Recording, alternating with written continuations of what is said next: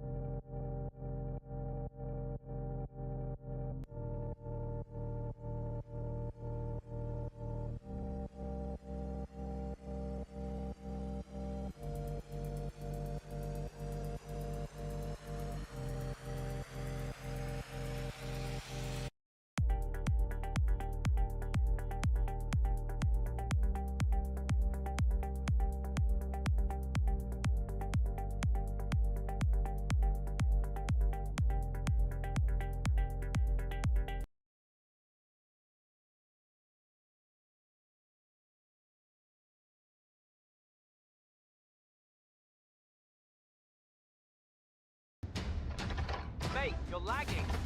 What do you do?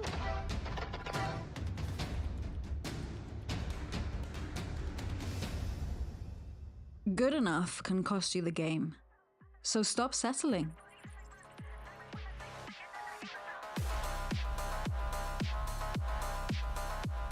Wifinity is built for real life on base, so you can game without compromise. Posted somewhere new? Take your Wi-Fi with you, no hassle. Get fast, reliable Wi-Fi with Wifinity.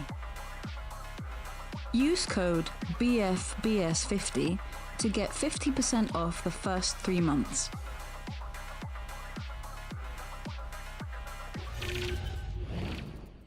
Hello there, everybody, and welcome in to the British Forces Broadcasting Services Pro League. We are going to be here with some League of Legends for you today. 2 more BOTs going to be hitting your screen. My name is Middlecott, and joining me to take you through the action is the wonderful Rudude. How are we doing tonight, sir? Yeah, I've moved my camera since last week, so you got a little glimpse of me looking over here, which is where nothing useful is. So I apologize for that off the rip, but hey, we're here, we're happy, we're looking forward to another show here on the British Forces Broadcast Service. So it should be an excellent little evening for us. We are concluding our group stage here today. Yeah, so we're going to be seeing where everything is sort of laid out before we get onto the division play. And as you can see there, Rudude, some quite stark scorelines going on. Should just let you guys all know that this is individual game scored, not series score. So it looks like in Group A, the Real Humans and the Royal Navy Krakens are really sort of taking it home. And then in Group B, and looking at this matchup that we are going to be having first off today, we have got the Lions and El Banano Banditos topping that group, and we're going to be seeing them take to the Rift this evening. Yeah, it looks like it was a pretty either really good first week or really rough first week, depending on which team you ask. No teams either winning and losing, and it does still look like we have got a few of those games to be played throughout this next week. Obviously, both teams should have played 4 games in the first week.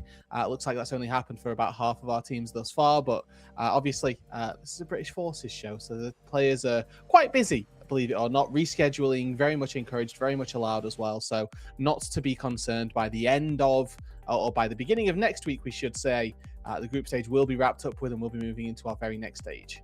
Yeah, it's do you know what, it's the games will be played. The games will be played, they will occur. I think that's what we're emphasizing, and hopefully they're not going to be played in the sweltering conditions that we had last week, because that was a pretty grueling way to kick off the first set of matches in this tournament. Yeah, absolutely, right? We had a heat wave going on pretty much unanimously as well, so conditions not too great to sit and kind of get into the mixer of some League of Legends. But I mean, I don't know where you are, but it's still glorious sunshine outside here, so it's not really let up for people, I don't think, moving into week 2. You say glorious sunshine. We're near you. You do have the sort of color grading on your camera of like a Nordic crime thriller at the moment. So that's just so that people don't get jealous, you know. Oh, that's okay. I'm appeasing the masses here by just making sure that everybody knows, you know, this guy actually is in a lot of sun, but it looks like he should be like you say. I'm already Sweden. starting to go a little bit red. I'm starting to sweat a little bit. Like, I did say that, but no, it's still quite hot. The games that we saw last week, I will say, Rudude, very action-packed, very entertaining, I will say, especially the first series that we managed to see was just so back and forth. Yeah. We really saw a lot of blood being spilt on the Rift.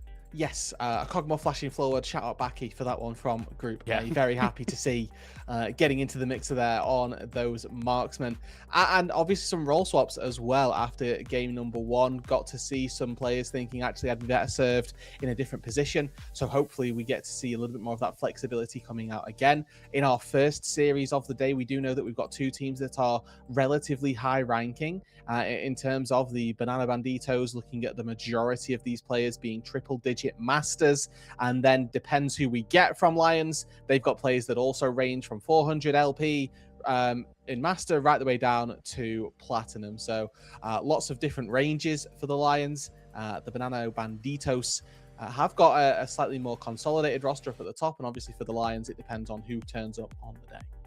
Yeah, and I think what we're quite happy to see from both these teams is that actually there's quite a balance in terms of at least the LP values on both sides. So that should hopefully give us quite a close game. One of the problems, I guess, not problems, but I think one of the things that you often need to appreciate as someone watching, playing, or even casting these tournaments is you do sometimes have some discrepancies between the teams, but both of these rosters are looking like they should be able to give as good as they get.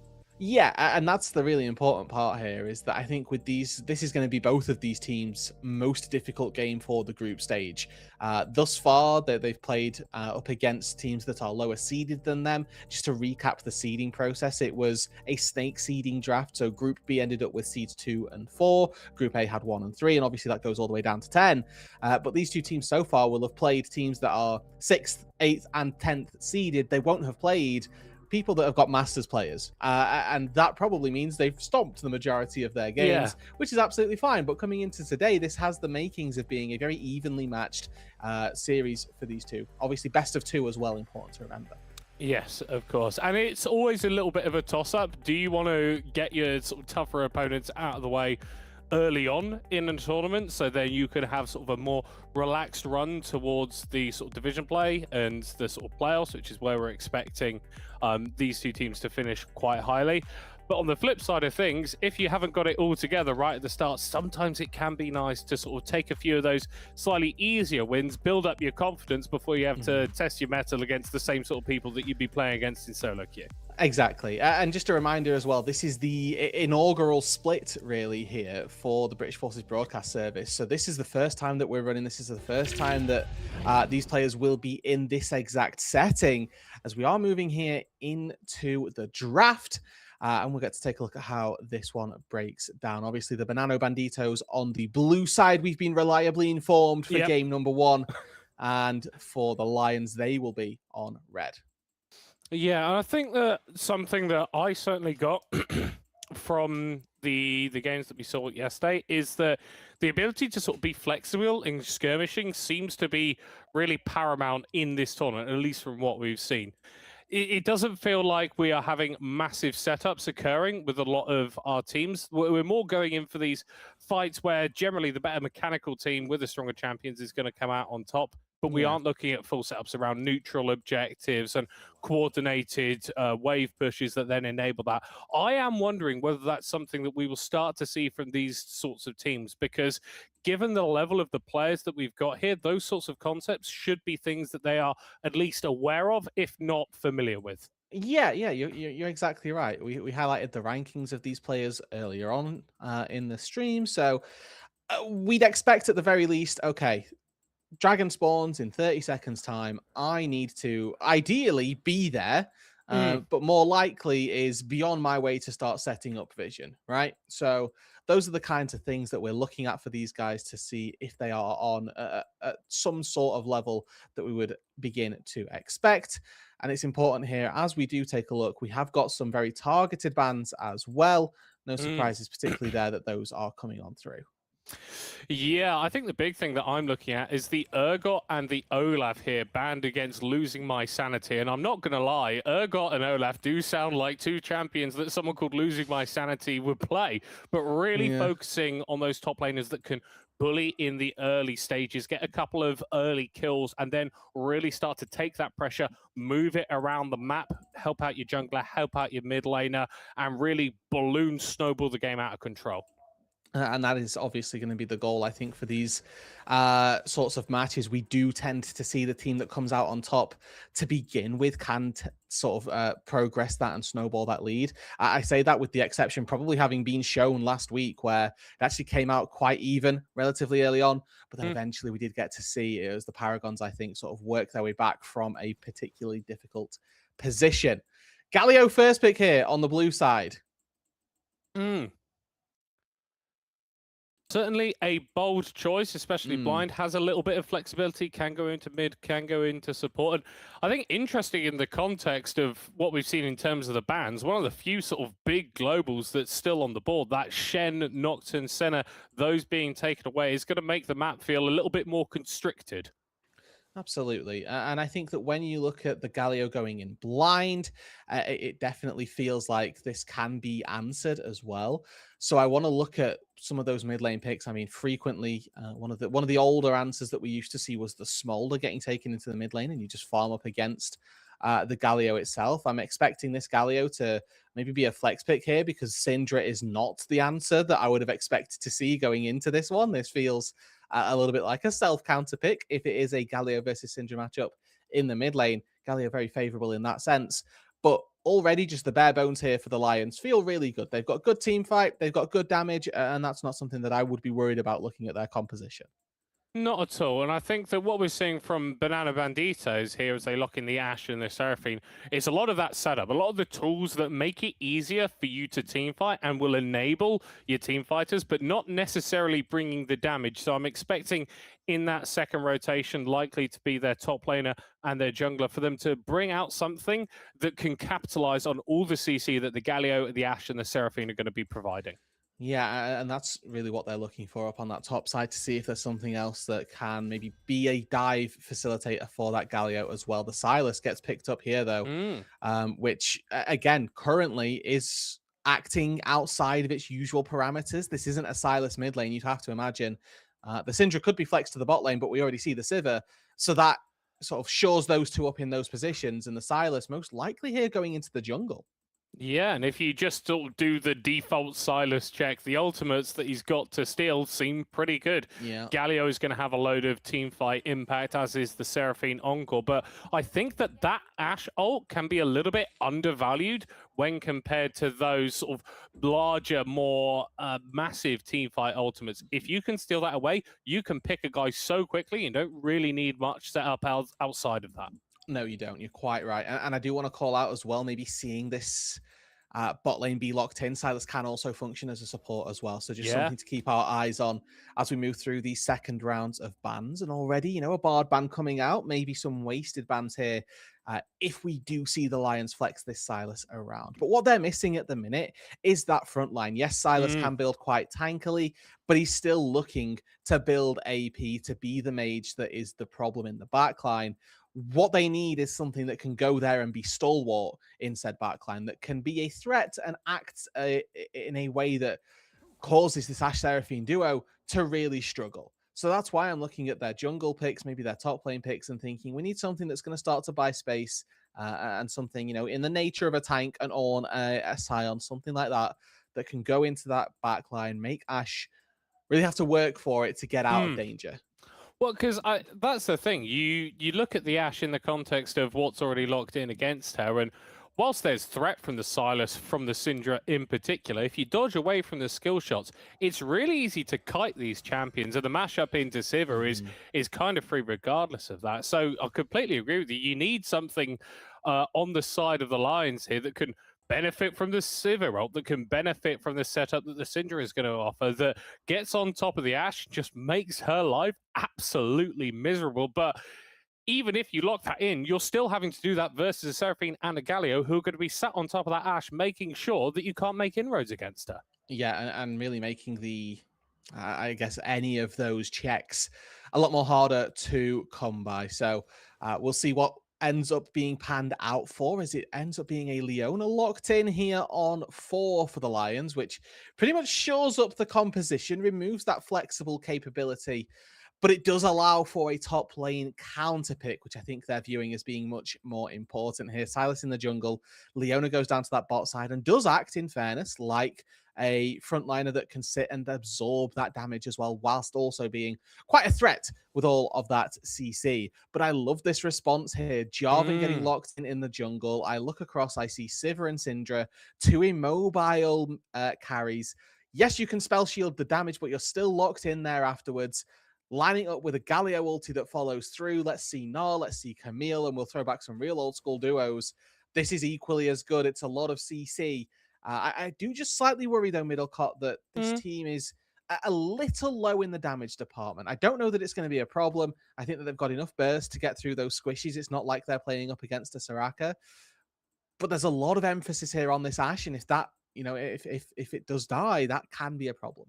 Yeah, I think I agree with you where I've got the concerns, but I think that the Banano Banditos have got enough to get it over the line. A lot of their champions are really on theme, all want to be doing the same thing, these big team fights where you lock people down for a long period of time and just end up melting through them. Bit of a curveball here with the Garen being locked in, last pick here for the Lions. But again, another champion that focuses a bit more on the single target sort of damage. Him, the Silas, the Syndra, all very, very good at blowing up one guy if they get enough time with them. Yes, and that's kind of the emphasis here, isn't it? I think that Galio ulti plus Syndra ulti, like they're just two delete buttons on top of one another. So whoever goes forward, if they go in isolated and there isn't that immediate follow-up, there could be a problem. And that's something that the Banditos are going to have to reconcile with themselves and make sure that they're playing with that in mind. Obviously, you look at the compositions and have to give again a lot of credit to this Silas pick, because I think across the board, it's still got insane ultis. It does have that ability to provide a little bit of safety, and that's all that I'm looking for here. Again, the damage that's coming through up against the Lions is quite inconsistent in a sense. There's Ashe for your consistent DPS, but outside of that, it's just burst. And if the Ashe isn't DPSing, I do have a little bit of a worry that with a thing like a Galio shield, a locket coming through, they might run out of gas. And if that happens, that's then a really big problem. I mean, we say burst because that's kind of what they need to do, but it's not like they have burst champions. It's about those first sort of set of basic cooldowns really, really hitting. Yes. Because they can't really function consistently outside of those except for that Ashe. I feel like we've spoken a fair bit about what the Banditos want to do, so I do want to just chuck some attention over to the Lions, because this is a Silas jungle. We've already spoken about how he's got loads of great ultimates to steal. Is there some sort of pairing that we could see with him in the Syndra in the earlier game where that matches up well into the Jarvan Galio, or is it going to struggle until it gets to that team fight phase? I mean, I think that the early game is really difficult for the Lions to play. Looking at their mid-jungle duo, obviously it's double AP. Galio, a champion that just thrives up against Magic champions regardless. On top of all of that, the Galio is just going to love to build Mercury Treads. So whenever that happens, it makes Syndra's impact much, much lower. So again, that's a tick in the column of difficult early game. And we combine that alongside the fact that Jarvan is an incredibly proficient early game jungler. All of these things lead me to believe that this early game is going to be quite difficult for the Lions here, that they are probably going to struggle through that. And if they can get to the late game, then absolutely. Maybe on a level 6 window they can. I think their best bet is to go even maybe pre-level 6, start invading the jungle, because that's probably the best bet that they've got to pick out the Jarvan. Because again, early game, the damage of a Silas and a Syndra, it's not amazing. So are they going to be able to get through an Ornn, get through a Galio? Probably not.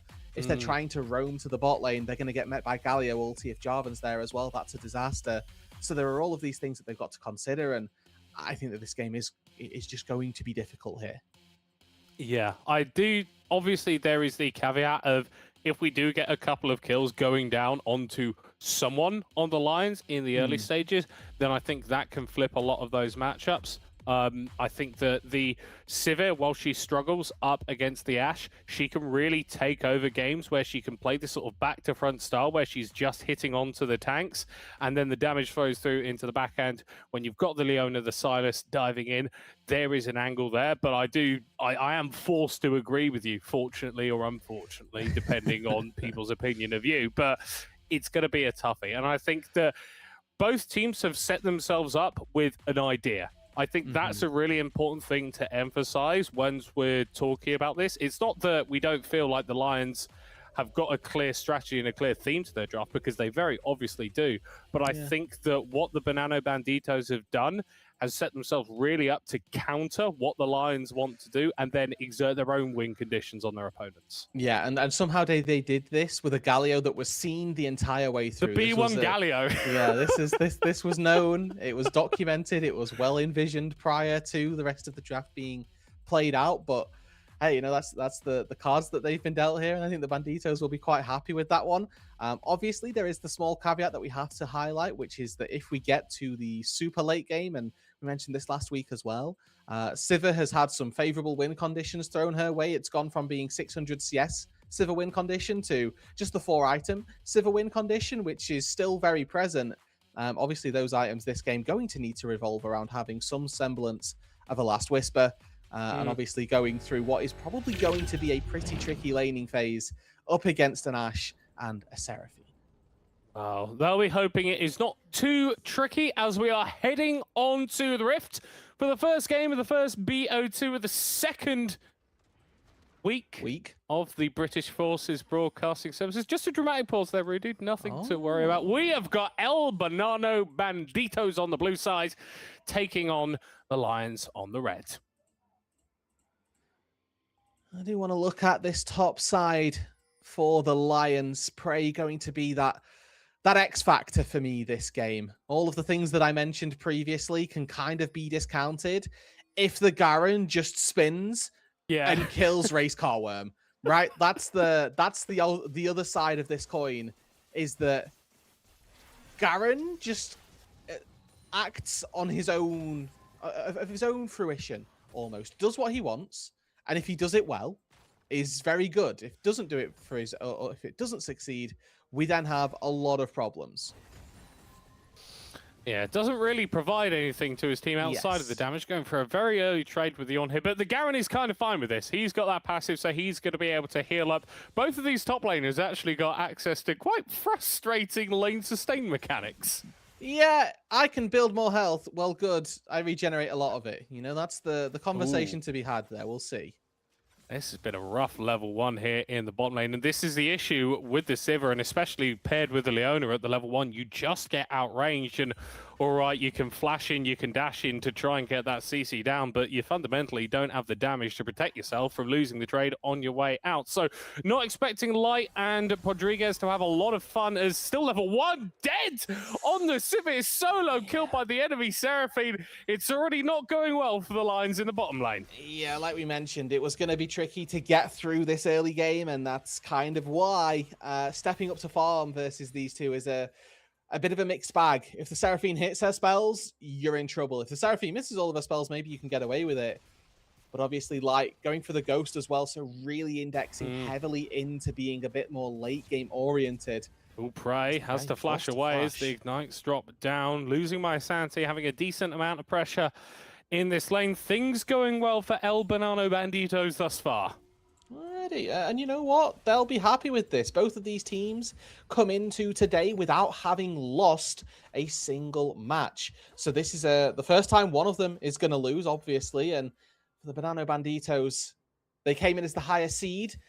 Pre-tournament expectations are that they should be able to find this win, but that it might be quite close. Already first blood down on that bot side. No assist as well, importantly. Oh, we should probably look at the bot side because Jiggle is on the way. Rodriguez has the flash, isn't going to get hit by the knockup, but still gets snares, and Race Car Worm is off to the races with their first kill of the game. Yeah, really nice thing there. The Seraphine stun and root coming through off of the slow from a red buff, which is a slightly, really niche interaction that you may end up seeing, but also, the Ashe W able to provide that slow as well meant that was a really clean pickup, as Jiggle is once again getting active on this Jarvan. Yeah, but this is exactly what you're meant to do on the champion. You hit level 4 and you just start going between all the lanes, causing a ruckus. The Galio in that mid lane having an absolutely fine time up against a Syndra, as you said, just really great at dealing with those magic damage threats. And this is to be expected, even if you go down a little bit of CS, it's not the end of the world. It's kind of, again, anticipated that this will happen, as the Galio farming can be just a little bit more difficult because you're going to take a little bit of harass. But you can see the HP is looking very good, and the mana bar of Steve in the mid lane is quite high, or quite low even. Oh, Prey getting caught out, and Jiggle is going to pick that one up. It looked like the top laner and the jungle were having a little bit of a polite discussion about who was going to take that away, but this please. is really starting to get very worrying for the Lions. You take that first blood as a bit of an oopsie, but this is 3 unanswered kills. Yeah, and that's what we mentioned, right? That this early game was going to be difficult. If they wanted to come out on top of this, the Banana Banditos kind of just had to play their champions. On the flip side, it was going to be much more difficult for a winning position for the Lions. The Sylas in the early stages of this game, yes, can gank, but is nowhere near as effective as a Jarvan will be. So you kind of have to have anticipated this, and the hope is that moving a little bit later on into the game, the Sylas will begin to offer you some value, post level 6. Well, I mean, that is going to be the hope, right? You've got that Syndra in the mid lane. Like we said, Steve is doing a fine job. But the issue there is, even if you find yourself with the lead against the Galio, so difficult to move out of the lane. His Firepray's just dead! Got Brittle 3 times, clapped in the head, and it's gone from bad to worse in the top lane. Okay, people say tanks aren't difficult to play. This is the Ornn combo of all time right here. Now, Clanish moving up. I don't know that he's got the damage here. Well, he's got the stun, he's got the chain lash, he's got all of those autos swung around his head, flashes forward, one more hit, the ignite goes down, the Sylas just about escapes finally. Lions have some luck. Yeah, it's close there, and it is Clanish making up that first gank into the top side, a retribution kill on to the Ornn. But it does come at a cost here. The dragon falls, and it's an Infernal Dragon at that. You can see down on the spot side, a bit of a struggle going the way of Lighters. Again, trying to get any form of CS. Not easy up against this Ashe Seraphine, but the Cull purchase is really going to emphasize, I feel like, how difficult this is going to be for them. Yeah, Joe, I do have a bit of respect for Clanish, because I feel like that dragon was just gone. Because of the Galio, because of the discrepancy that we're seeing in the bot lane, you don't really have an honest chance of contesting that. So go into a lane where you reckon you can pick something up, and you are able to. It's not going to help out Prey, though, who didn't even pick up an assist on that, and is still sat with those Zerka Greaves to the Giant's Belt, Ruby Crystal, and those brown bags on losing my Sanity's feet. And you know what? That's, as far as breakpoints go for being 0-2, this is not awful, and it sounds like I'm coping, but genuinely, it's not awful. If we look at the effectiveness of tier 2 boots, they are incredibly cost efficient, so picking them up early doesn't feel too bad, especially on a champion like Garen, where move speed is just so important. Attack speed scales not just with your, or your E scales with attack speed as well. So that top lane, not completely done just yet, but I think the experience is going to be doing a little bit more work than maybe those items are in this case. Yeah, Prey just ticking over to level 7 and losing my sanity has had that unlocked for quite a time. CS discrepancy really starting to emerge in that bot lane as Clanish is trying to change things, forces the flash and the cleanse out of Race Car Worm, and on a champion as immobile as the Ashe, that's something at least. Yeah, I mean, this is overall, again, Clanish getting a little bit active. Not awful just yet. They needed to weather off the early game. That's kind of faltered, but spot on a ward. Yeah, okay, it's going top lane here. It's going top lane. Oh, can we have a look? Can we have a look? It's going to miss. Everyone goes through the uprights, and Jiggle with kill contribution number 3. Nice try by Clanish, but no cigar. Yes, that's the right idea, just unfortunately, and again, this is so difficult on a global scale, just misexecuted. Looking up to that top side, trying to find a little bit of savior for your top laner who continues to struggle.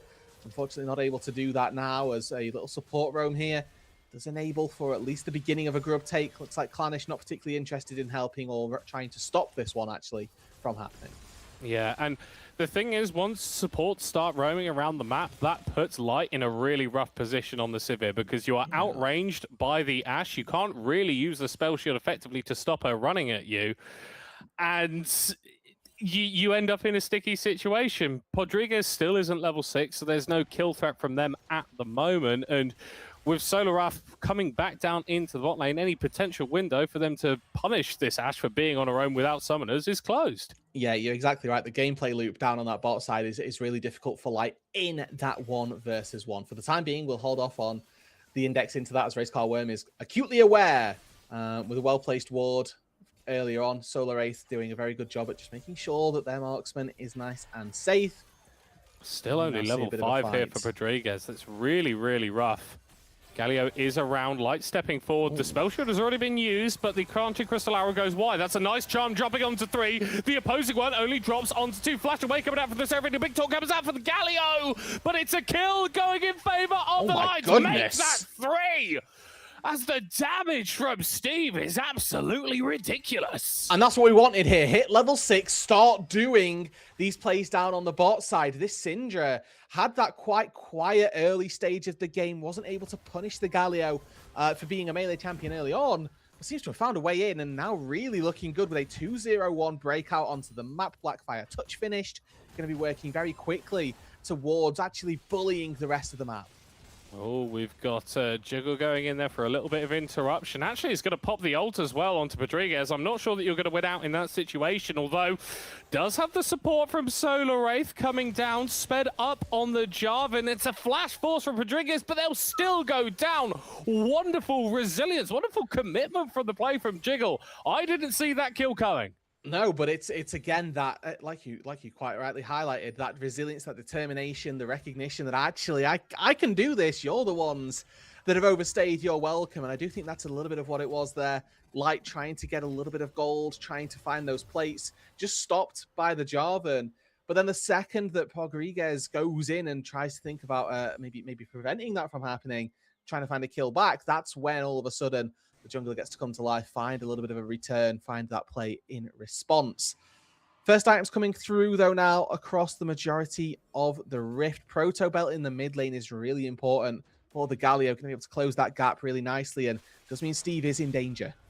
Yeah, walking forward, no Cataclysm on the Jarvan. Very early pull on the hero's entrance, so I'd say that actually the Banana Banditos potentially a little bit over-eager. Prey dies in the top lane because that's all that's been happening there, and the Xivir ult doesn't result in any kills. Both these teams throwing out those R buttons and not getting too much with them. Yeah, man, everyone's trying. That's what we can say about that one. People want to fight, people want to scrap, and it looks like it's going to convert into a dragon attempt. Now, we do have TP upgrade here for losing my sanity. Took the ignite early, so it is just an ability to get out onto the map. 4v4 here with a few ultis missing. Got to be really careful here. Initial engage coming through onto the Silas, and he's just been blown out. Able to get the hero's entrance stolen off, and the dragon will fall down in the end. Here comes that Ornn, beefed up with that protoplasm, and can just stand in front of the enemy team for as long as he likes. It's a second kill of the game coming out through for Race Car Worm, and as soon as the Lions strike, feels like the Bandito Bandits strike back. Yeah, and that's a good retort. As far as the Banano Banditos will be thinking here, able to find themselves 2 kills for the price of 1 on the bot side, plus the solo kill in the top lane. So they're feeling pretty confident when it comes to these individual skirmishes, as well as a little bit of a play down on the bot side. Momentum going their way. 2k gold lead, all that there is to speak of right now, but in the early stages of the game, very worthwhile highlighting. 1k of that is in the bot lane, and importantly as well, that top lane matchup continues to be a sore spot for Prey. Yeah, but we've got to be giving some shout outs to Steve, who's really started to, well, he got 3 kills, which is kind of why he's got that gold lead over the Galio, but that is a point of pressure. That's someone that you can play towards if you are the Lions. And this Ashe, this Seraphine, they're going to get shields, but they're not going to get proper tanky. If you're ahead on the Syndra, those one-shots onto those ranged champions are always going to be an option. And you'll remember what we highlighted as well earlier on into the draft, that this Galio and this Syndra, they just press R and you die. Oh, maybe the Jiggle. Galio is... oh, hold on. Nope, never mind. Fine. Maybe the Garen this time round isn't going to function in that way, but the Syndra with 3 kills certainly can. And again, up against squishier targets, Racecar, Solaris, they do have to be careful. They have to be considering the fact that the Syndra gets close to me, I'm in trouble. I do think in the context of the game, the lead for the Ornn feels like the most meaningful at the moment, because whilst this Galio is sort of stylistically a magic damage tank, he's got first item proto belt. There's tankier builds, there's tankier items that you can get, but this Ornn really represents a massive brick wall that no one on Lions has the damage to deal with at the moment. I mean, for my international fans out there, MSI Game 5 Grand Finals was literally won because a team couldn't kill a tank. And that is a very real possibility here once again. It's a product of the gold lead for the Ornn and the deficit that Light faces as well. I mean, there's a potential kill going down onto losing my sanity, but Clanish misses everything with the stolen Ornn stuff. He's still going to be able to pick up the kill onto that big tanky boy, and this is going to enable a decent push here for the Garen in top lane to try and reclaim some of that gold. Yeah, and hey, if the enemy Silas steals my ulti, flubs it, and I die, I'd still be losing my sanity after that one as well. So it's recognizing here that probably I'm not as tanky as I need to be. Oh, we've got the Ashe ultimate thrown down there, but the charm didn't connect from Solar Wraith, a little bit mistimed, and there we go, Jiggle My Wood now getting jumped onto, the Galio ult coming to bail out his boy, and getting 2 kills on the backline, cleaning up Rodriguez for a third. That was looking a little bit dicey for the Banano Banditos, but they come out clean. Yeah, and that's a 3 for 0. That's the power here that this Galio has. It was so clinical, so precise in nature. TP's down to the bot side to stop Steve from getting anything more. Back a Herald secured as well in the top lane. So all of these things really leading to an excellent start from the Banditos. But I must say, the gold doesn't reflect that. That 2k gold lead hasn't really grown in any way. Consistently just being that sort of 2k advantage. That's about it. Clanish continues to be sort of closing that gap. He's still behind in gold, but doing his best to try and claw some things back. And obviously Steve down in this bot lane, farming gold up on that turret, trying to make some platings come through. Yeah. I will say, though, regarding that fight, whilst it was a 3 for 0, I feel like we got sort of whispers of the potential lack of damage on the Banano Banditos composition. There was a slight flub on that Seraphine Charm, and without that coming through, it felt like the fight was much more difficult. They then had to invest the Galio ult, which, given how far ahead they are, felt like something that you wouldn't need to do with another composition. No, you're quite right. And maybe the fact that Seraphine ulti went right wide, as you've highlighted, just gives people the space, right? If you're charmed, you end up walking towards people. Not charmed, you end up with a lot of differences in that sense. So we'll see now. With 10 seconds setting up on this Dragon. Not sure what items we've got completed. Feels like about the time where we'd see 1.5, maybe 2 items coming in if people are thriving. I know that Steve was on the Blackfire touch. I think that's the point that we really need to be looking at, seeing how much gold this Syndra's got.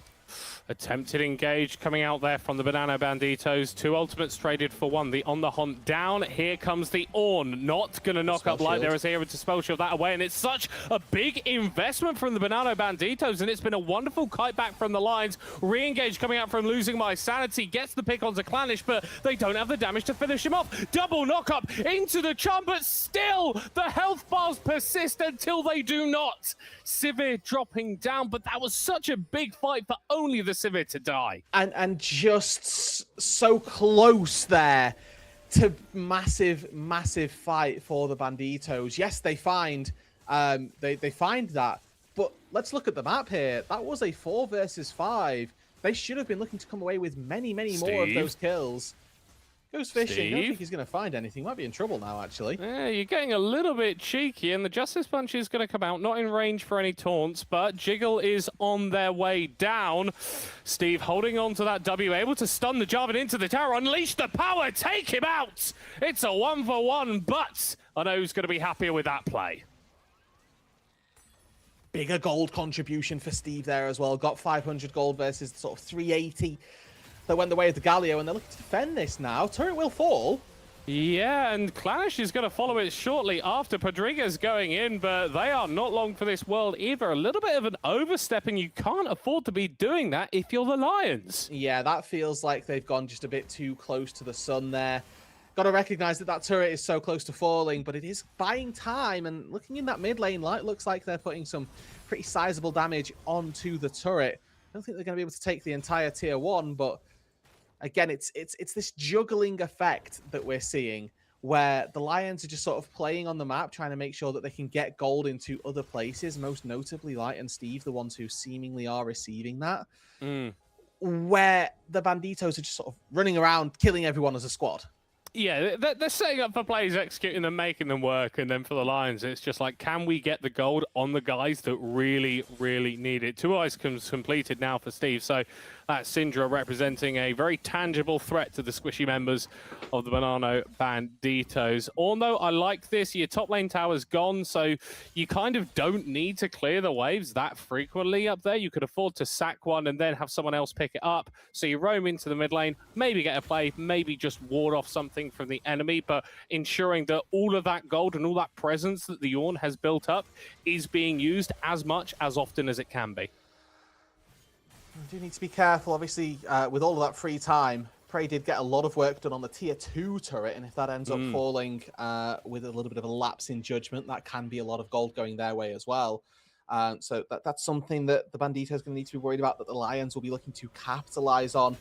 But looking across the board, even just at experiences as well, XP in that top lane quite favorable for the Banditos. Down on the bot side, there's a level lead for the support and the marksman as well. So small advantages cropping up, not just in gold, but in XP also, which very, very important to keep our eyes out for. I think the important thing that you want to be looking for is, well, first of all, it's this Baron. Yeah, no, I'm going to say this is number one most important thing that we should be looking at. And if we take a gander at the minimap, we've got Steve nowhere near. Does have that teleport. Prey is moving over, but Baron is already down to 6,000 HP. Flashes into the pick as the silence on the Jiggle. Drops the ult on him. And goodbye, Jarvan. The Sivir is hitting. Not so free, though. She's taunted up, punched in the head, and taken out.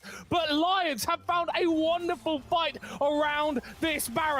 Double knock up coming out from the Ornn as he's on the backside. Prey with a triple redemption for this Garen as they just beat on the enemies. The Banano Banditos taken down. What a fight by the Lions. And it's Scumbag Steve who steals the Penta from Prey there. Unleashed power takes down Racecar Worm.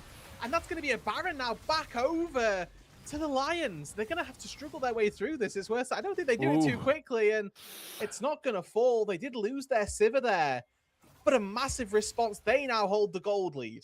That's what they gained. You lose the Sivir, you get the gold lead. Exactamundo. And we started to see what the Sivir can do in these fights when she's allowed to hit. Those ricochets dealing so much damage to the backline. And of course, shout out Prey. 0, 4, and 1 coming into that fight.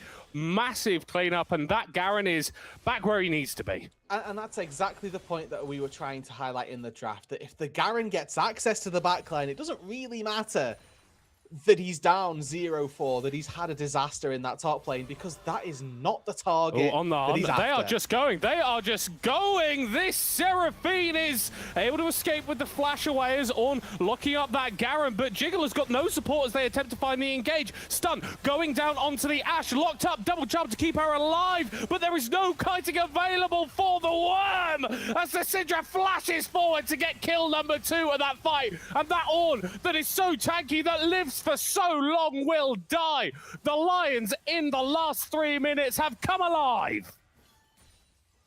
They are roaring on the Rift here, middle court. They've got 4 people strong now going to work towards the Baron. It's going to be a lot easier here with a Sivir in their back pocket, with those death timers looking that little bit more favorable as well.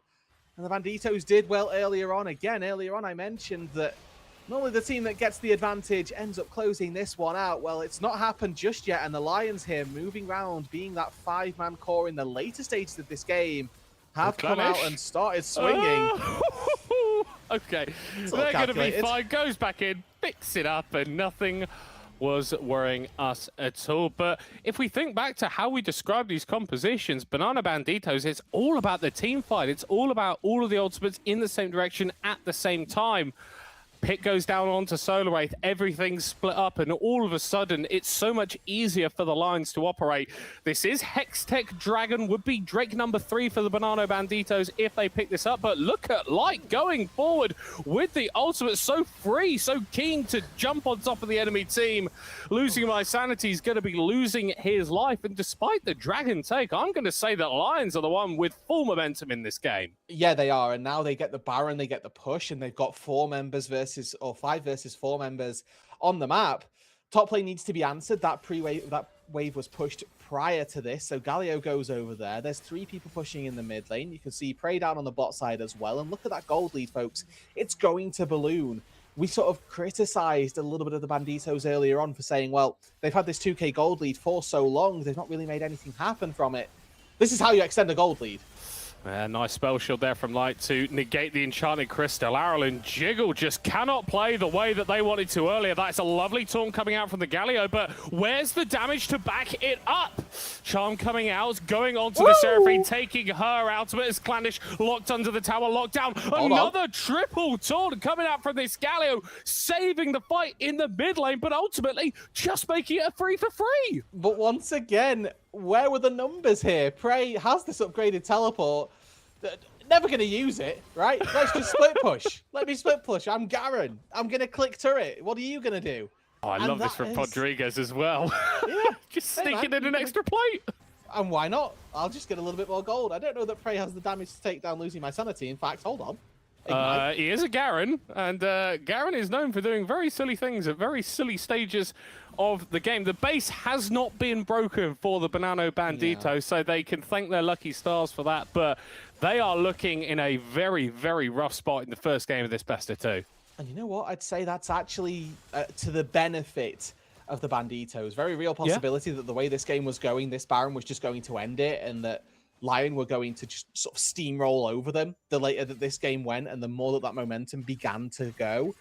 But they were able to hold firm, right? Galio stepped in, found a really nice play, got that triple taunt, stopped them in their tracks.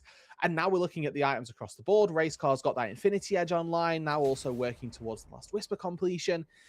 There is still elements here of this big 5v5 team fight being able to come through, but I fear that without that massive gold lead, they're going to run into the problem that we highlighted in the draft, that they don't have the most amazing damage output if they're not peeling for Racecar Worm perfectly. Baron is going to be falling off of the Lions here, so push stymied for the next few minutes. I think all eyes are going to be on that dragon spawning in just over 2, though. Hextech Soul for the Banano Banditos if they can get it, but with the position that Lions are in, it should be very difficult for them to access the Drake Pit.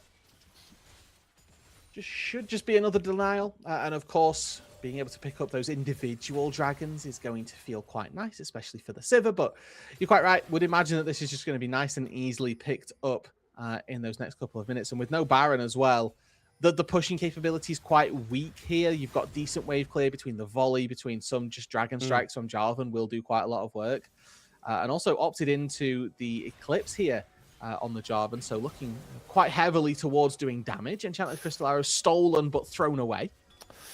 Yeah, and I mean, that's just a bit of an insult. If you're going to steal something from me, at least like use it properly, you know?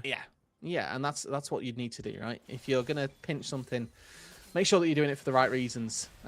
It's like people that steal cars and then crash them. As Jiggle is crashing into the enemy team, and he's going to be crashing down, joined in the death chamber by Clannish. So both junglers off the board. The taunt going forward, Light going to be hit up with that nice dodge away on the charm, but it's a double coming out for Racecar. And Lions don't feel like they want to take this fight. The death ball from the Banano Banditos are a little bit too difficult to break down. Yeah, Prey here, not really a part of that fight, so not able to get in, and that's kind of the problem that we were highlighting throughout the whole stage of this game. If Prey gets in, then the fight looks good. If Prey can't get in, then obviously massive problems. This is another instance here of a good setup by the Banditos. They were able to keep their carries safe, and yes, Jiggle did go down, but at the end of the day, they kept Racecar Worm alive, and that's the crucial carry that needs to be protected. I mean, it is something to consider with these dragons. We've got 20 seconds until this next one spawns. The Banano Banditos don't really need to go hell for leather for these, but this does buy them a lot of time to scale up, a lot of time for mistakes to emerge on the side of Lions. And whilst they might lack a little bit of damage, the Banano Banditos have got so much CC and great ways of picking off members who stand a little bit too far from the rest of their boys. Alrighty, well, now that dragon is live and the momentum has sort of swung back a little bit. It's not completely overwhelming. So Scatter the Weak is going to do just enough there to keep Jiggle away. Make sure that there's nothing treacherous afoot here. There's going to be a second dragon picked up. Again, slowly working our way towards a potential soul in the near future. Take a look at some of those gold leads as well. And what a redemption story it is for Prey. Was getting absolutely bullied earlier on. And now 3k gold to the good over his counterpart. And I think second richest member on his team. And Racecar Worm richest in the game, importantly, on this Ash. Well, I mean, that's just classic from Garen. You know, he comes from quite a high-up noble family in Demacia, so even if he fails a little bit in the early game, he's got a sort of family connections to bail him out. We are seeing a bit of a move from Banana Banditos up towards this Baron. Prey on the bottom side does have that upgraded free TP from the top lane quest, so he's going to be able to join if he wants to, although there is an open inhib down there. He could just go for something a little bit more valuable. Well, the Baron was where the Banditos kind of chucked it last time. Hold on. Double catch. Light able to flash away. Padrigas not so lucky. Clanish able to get a bit of damage down. But again, Jiggle falls first. Load of damage being pumped into the back of Padrigas as here comes that TP from Prey. But he is being kited to all hell. Nothing to do as Light angles themselves into the river to try and find a little bit more damage. But that is a winning fight for the Banana Banditos. It is, and they're probably going to turn towards the Baron here. It feels like without the smite, they are actually a little bit too worried.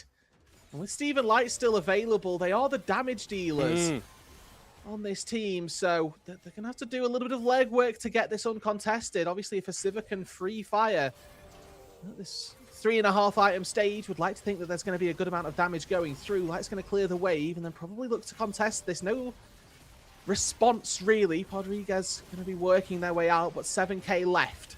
Steve has the ultimate, losing my sanity moving forward. Light stepping too far forward, and they are just gone out of there. Now Steve, in a 1v4, gets his ultimate immuned by the Galio, and I think this Syndra is as good as dead. Caught with her hand in the cookie jar, and for all of the good stuff that Lions have done in the last 10 minutes, Banana Banditos are the ones wearing purple.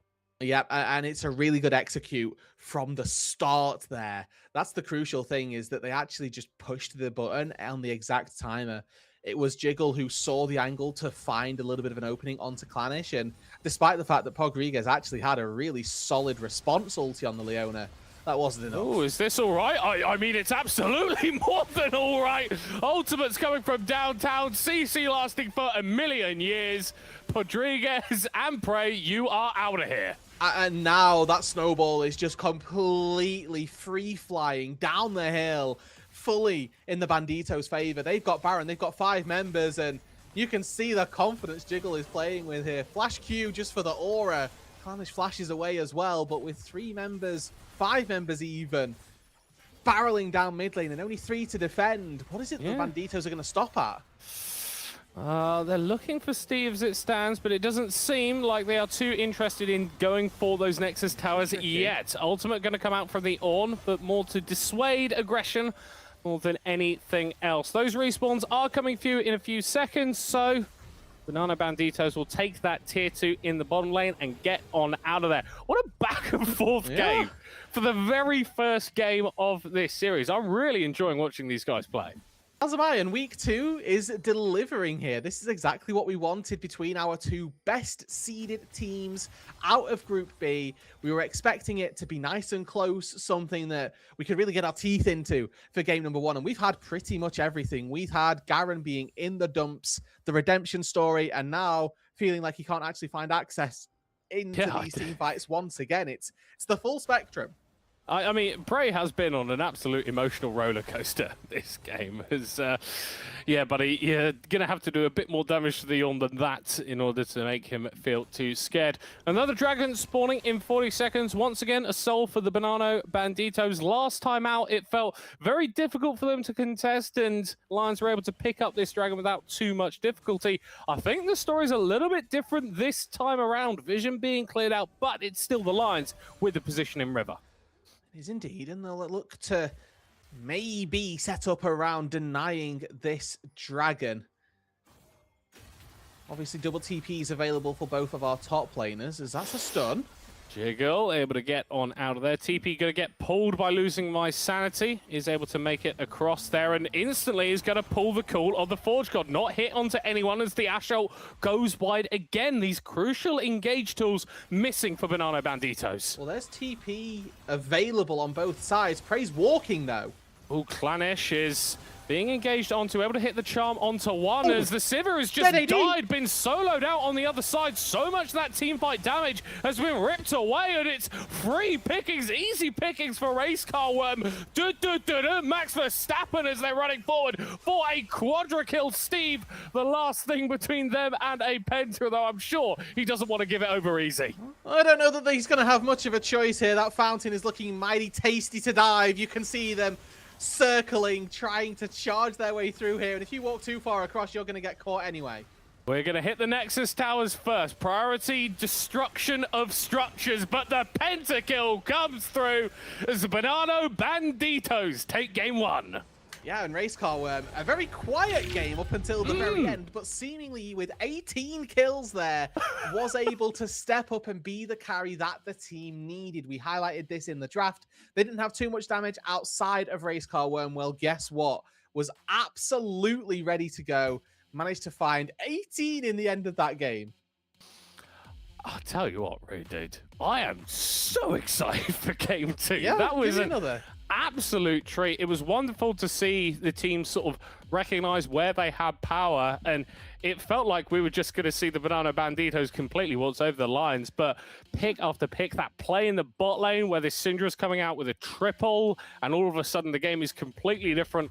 Wonderful stuff. Massive credit to the Banana Banditos for pushing it through to the end, though. Again, we just saw so many different strains in that game of what League of Legends can actually look like, where there was the Baron throw, there was the Baron success, there were throws around dragons, there were good fights around dragons, there were really everything that you could have hoped for in that match we got to see on display. So I'm just incredibly excited to see what happens in game number two, whether it be another back and forth affair, whether it be the Banditos or the Lions recognizing their mistakes and closing one out cleanly. I think we can all look forward to it. Well, I can tell you, Rudid, and I believe that production have just told me that they are guaranteeing that game two is going to be better. Wow. So I'm not sure how they've done that. I'm not sure what's really going on in that scenario. Production produced the script, maybe? Something Thoughts? like that. Yeah. I feel like we should maybe go to a break and have a little bit of a conversation with them to ascertain exactly what's going on. Out here, every millisecond counts.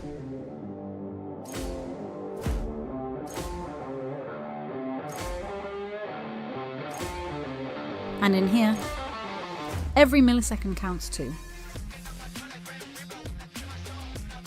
Never let delays ruin the action.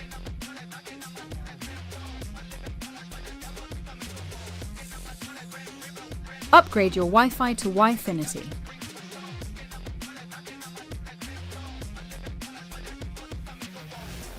Use code BFBS50 to get 50% off your first 3 months.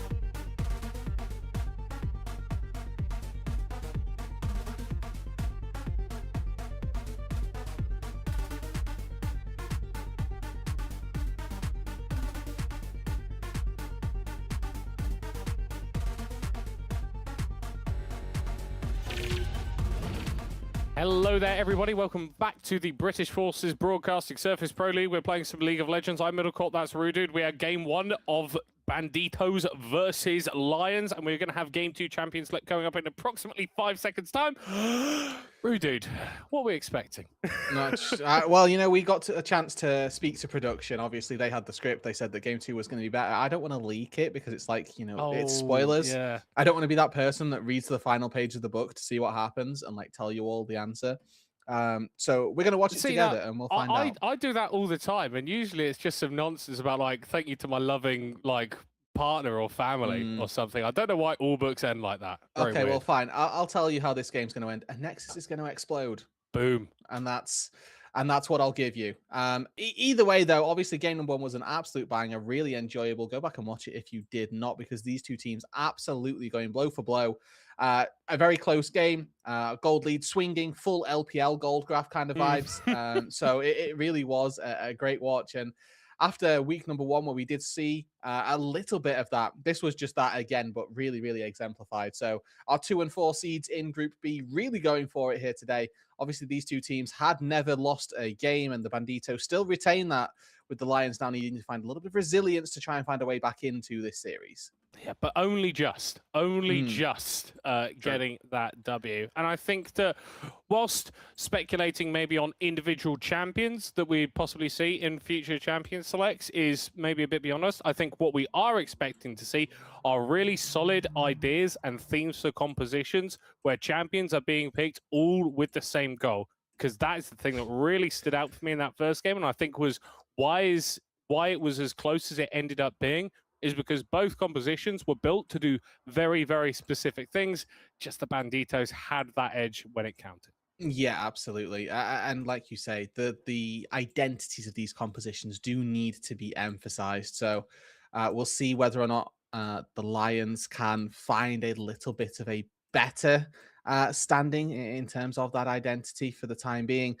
We'll need to make sure that actually when they move into the draft, they recognize what's going on against them as well. I think one of the big problems was that they saw the Galio early and just kind of went, oh, that'll be fine. And then lo and behold, wasn't fine, which obviously not the position that you'd ever really want to find yourself in. And if they can adapt that little bit better to these drafts, that's going to put them in very good stead, and they'll probably have an excellent time of things and might even be able to take this game and give us our first draw of a best of two. Or maybe we will never have a draw. Maybe not. Maybe we will have definitive results for all of our games. I think something that we should look at as well for the Lions is the hyper early laning phase.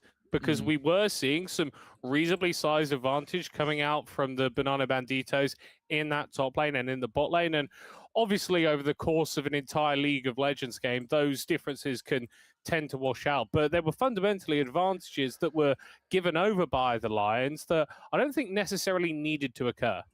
Yes, you're quite right. I mean, even just as far as recognizing that a Jarvan is going to try and gank you early, like that's relatively well documented, I'd like to think, and the fact that that wasn't necessarily respected, a little bit of a problem. But we are in the draft now for game number 2. Bans do look relatively similar. Again, a reminder here that we are operating on Fearless, so even though it's just a best of 2, all the champions played last game are banned for this one. Yeah, we do have the Lions swapping over onto the blue side, where we've got the Banditos coming out on the red. And like you said, Fearless. So we're not anticipating there to be too much change in these first sort of sets of bans. I think that the first 3 picks are going to be a lot more interesting to see what's been learned from that first game of the series and what adaptation both of these teams are making. Obviously, teams, like you say, have swap sides, so we'll get a little bit of a glimpse into what that means for them. For me, I think that the bright spot felt a little bit like Steve in the mid lane, Clanish as well. Maybe a little bit behind the 8 ball, but still quite active in terms of trying to make things happen in the jungle. So maybe we see some priority go their way in terms of a first pick. Jarvan obviously off the ball in terms of an early game aggressive jungler, but maybe just something basic like a Xin Zhao could do a lot of work to try and get Clanish to be that early game nuisance that it felt like the Silas prevented him from being. Yeah, I do want to take a look at losing my sanity as well in the top lane. Was on the Ornn last game and had a really strong laning phase, but it felt like wasn't able to have as much impact as they maybe would have liked in the mid game. We've seen these bans come out, the Olaf, the Urgot. We saw hovers of the Darius from losing my sanity last game, and with this red side now being secured here for the Banditos, I'm wondering if that opens up the opportunity for him to go for a counter pick in top lane and take those early lane advantages and really run with them. I think that's an excellent point that you bring up, and we'll see on that R5 whether or not it ends up coming to fruition. As for now, deliberations on their first pick. It is going to be, holy moly, blind pick Victor into the mid lane here. So double counter picks for both solo laners. Steve sort of laying the gauntlet down very early on here, saying, yeah, you know, I'm taking this Victor and there's nothing you can do about it, is the assumption here, or the assertion rather. Yeah, he's saying there's nothing you can do about it. And I feel like the Orianna isn't really going to do much about it. I think the premier control mage at the moment, but fundamentally the laning phase against Victor is going to be both of them trying to clear the wave and then maybe move out, pair up with their junglers if they can to get something else. And I'm not going to lie, dude, Orianna pairing up with a Wukong post 6, that sounds pretty scary. It is, and now you have to look at the marksman that you're going to take down on that bot side as well, because you can't really take anything immobile, which means you're very limited in terms of the picks that you actually can take. And the Amumu getting locked in here pairs nicely, obviously, with magic damage in the mid lane. Saw this actually last week as well, so hopefully this pans out nicely also. I want to quickly remind people as well, you were talking about control mages and the neutralization effect of the Orianna. There's a list of like 4 champions that you put into the mid lane, and we sort of associate with being resident sleeper. It's you know, the Corki Azir matchup, the Victor Orianna matchup, and you say any of those 4 champions, you already know that actually this is going to be a boring game. This is going to be a boring mid lane for us to look at, and not one that we're particularly interested in. Well, I tell you what, it's not going to be boring for anyone who's a ranged damage dealer on the side of Banditos, because they're not only going to have to deal with the Amumu, but that Camille as well. Already, I feel like we're getting from the Lions here a much greater focus towards these big team fights. Again, you've got the ultimates from the Victor, that Curse of Sad Mummy from the Amumu being so pivotal, but on the side of Banditos, I'm seeing more skirmish potential here. I'm seeing more value in those basic ability cooldowns being rotated through a fight. Yeah, and that's again what is the, I guess, expectation here that will carry them through. I like the Poppy as well here. We see the Amumu, we see the Camille. It's going to offer you a little bit of safety versus those, and there's a lot of discussion and a lot of flexibility currently in the Camille. I don't know that Camille support has made its way down the ladder necessarily. And I do think that this is most likely to be a Camille going into the top lane. But there is obviously that flexibility. Rodriguez might look to have taken that Camille down to that bot side and maybe look to make it the all-in support that is going to go pairing hand in hand with that Amumu to really make the life of whichever marksman gets locked in quite difficult.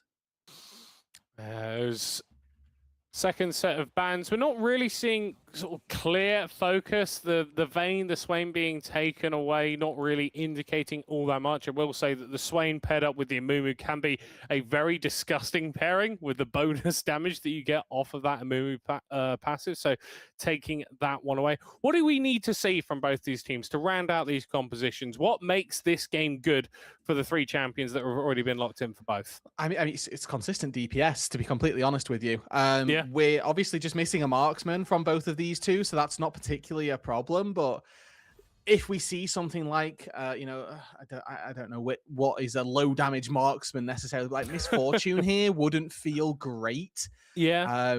But even then, I look at the compositions that have been drafted. MF ulti over the top might actually be an insane call to You're be kind of using chilling as well. Yeah. Oh, we don't know what's going on. I feel like this would be a reasonable lock-in. Something like the Kaiser could really benefit from all the CC that is being brought from the rest of the team, and is that sort of big all-in marksman that can really capitalize on the Wukong ult, on the Orianna ult, and on any stun that Poppy gets against those wolves. Yeah, like it's a really good all-in composition now that we've sort of picked up. And the final thing that we're looking for from the Banditos is probably just an engaged support to go alongside that. Nautilus down in the bot lane. Hey, let's see it, right? I think you can preempt a Braum here, honestly, and I don't mind that. Misfortune, like I say. I mean, you look at the ultis. Like we look at the ultis, Misfortune actually looks pretty good. I'm not gonna lie, bro. We've got League Classic coming back. We got Curse of the Sad Bullet time. That is a tale, a combo as old as time. Is there a Sona here? I think Sona is that's the OG pairing, isn't it? Maybe a Rel gets locked in as a sort of pivot for this. I think denying the Nautilus is also a good idea. So we'll see what gets locked in here. Rodriguez could be a top laner. Spicy. Ooh, yeah, okay. Maokai. So not what I was expecting. Yeah, and I mean, technically, the position of the Camille isn't really resolved at this point. Could go top, could go support. The Maokai also able to operate in either of those positions. And as expected, it looks like we have got counter pick for Banditos over on this red side. So trying to give something really powerful into the enemy composition. It's going to be the Cho'Gath, which doesn't feel like the most insane counter pick, but that guy can really make lanes unfun if he gets an advantage. I think it does now mean you have to go Camille top. Just to say, well, Cho'Gath will 5-second cooldown, and sort of make that really stick. But well, hold on. But I'm looking at where they've got their champions. I'm looking at where they've got the champions. And I'm seeing that is not, in fact, what is being locked in here. So I'll wait. I mean, the competitive integrity ruling is 30 seconds, and then you have to lock everything in the position that it is. And we'll wait till we have got spectator delay. So we'll wait until it's fully fleshed out here. But either way, you need the Camille to be in a damage role, I think is the better way of me framing it now. And that can do damage back to the tank. Now, again, let's look. Okay, finally things are locked in. It's Camille jungle for Clanish, which maybe not the thing that I was hoping to see from the Camille in this game, but that's because it limits the early game capabilities. Once again, Camille, one of these junglers that doesn't have that insane early ganking pressure, but has that ability to be a bit of a carry in the late game. The Maokai, though, great setup for the Camille.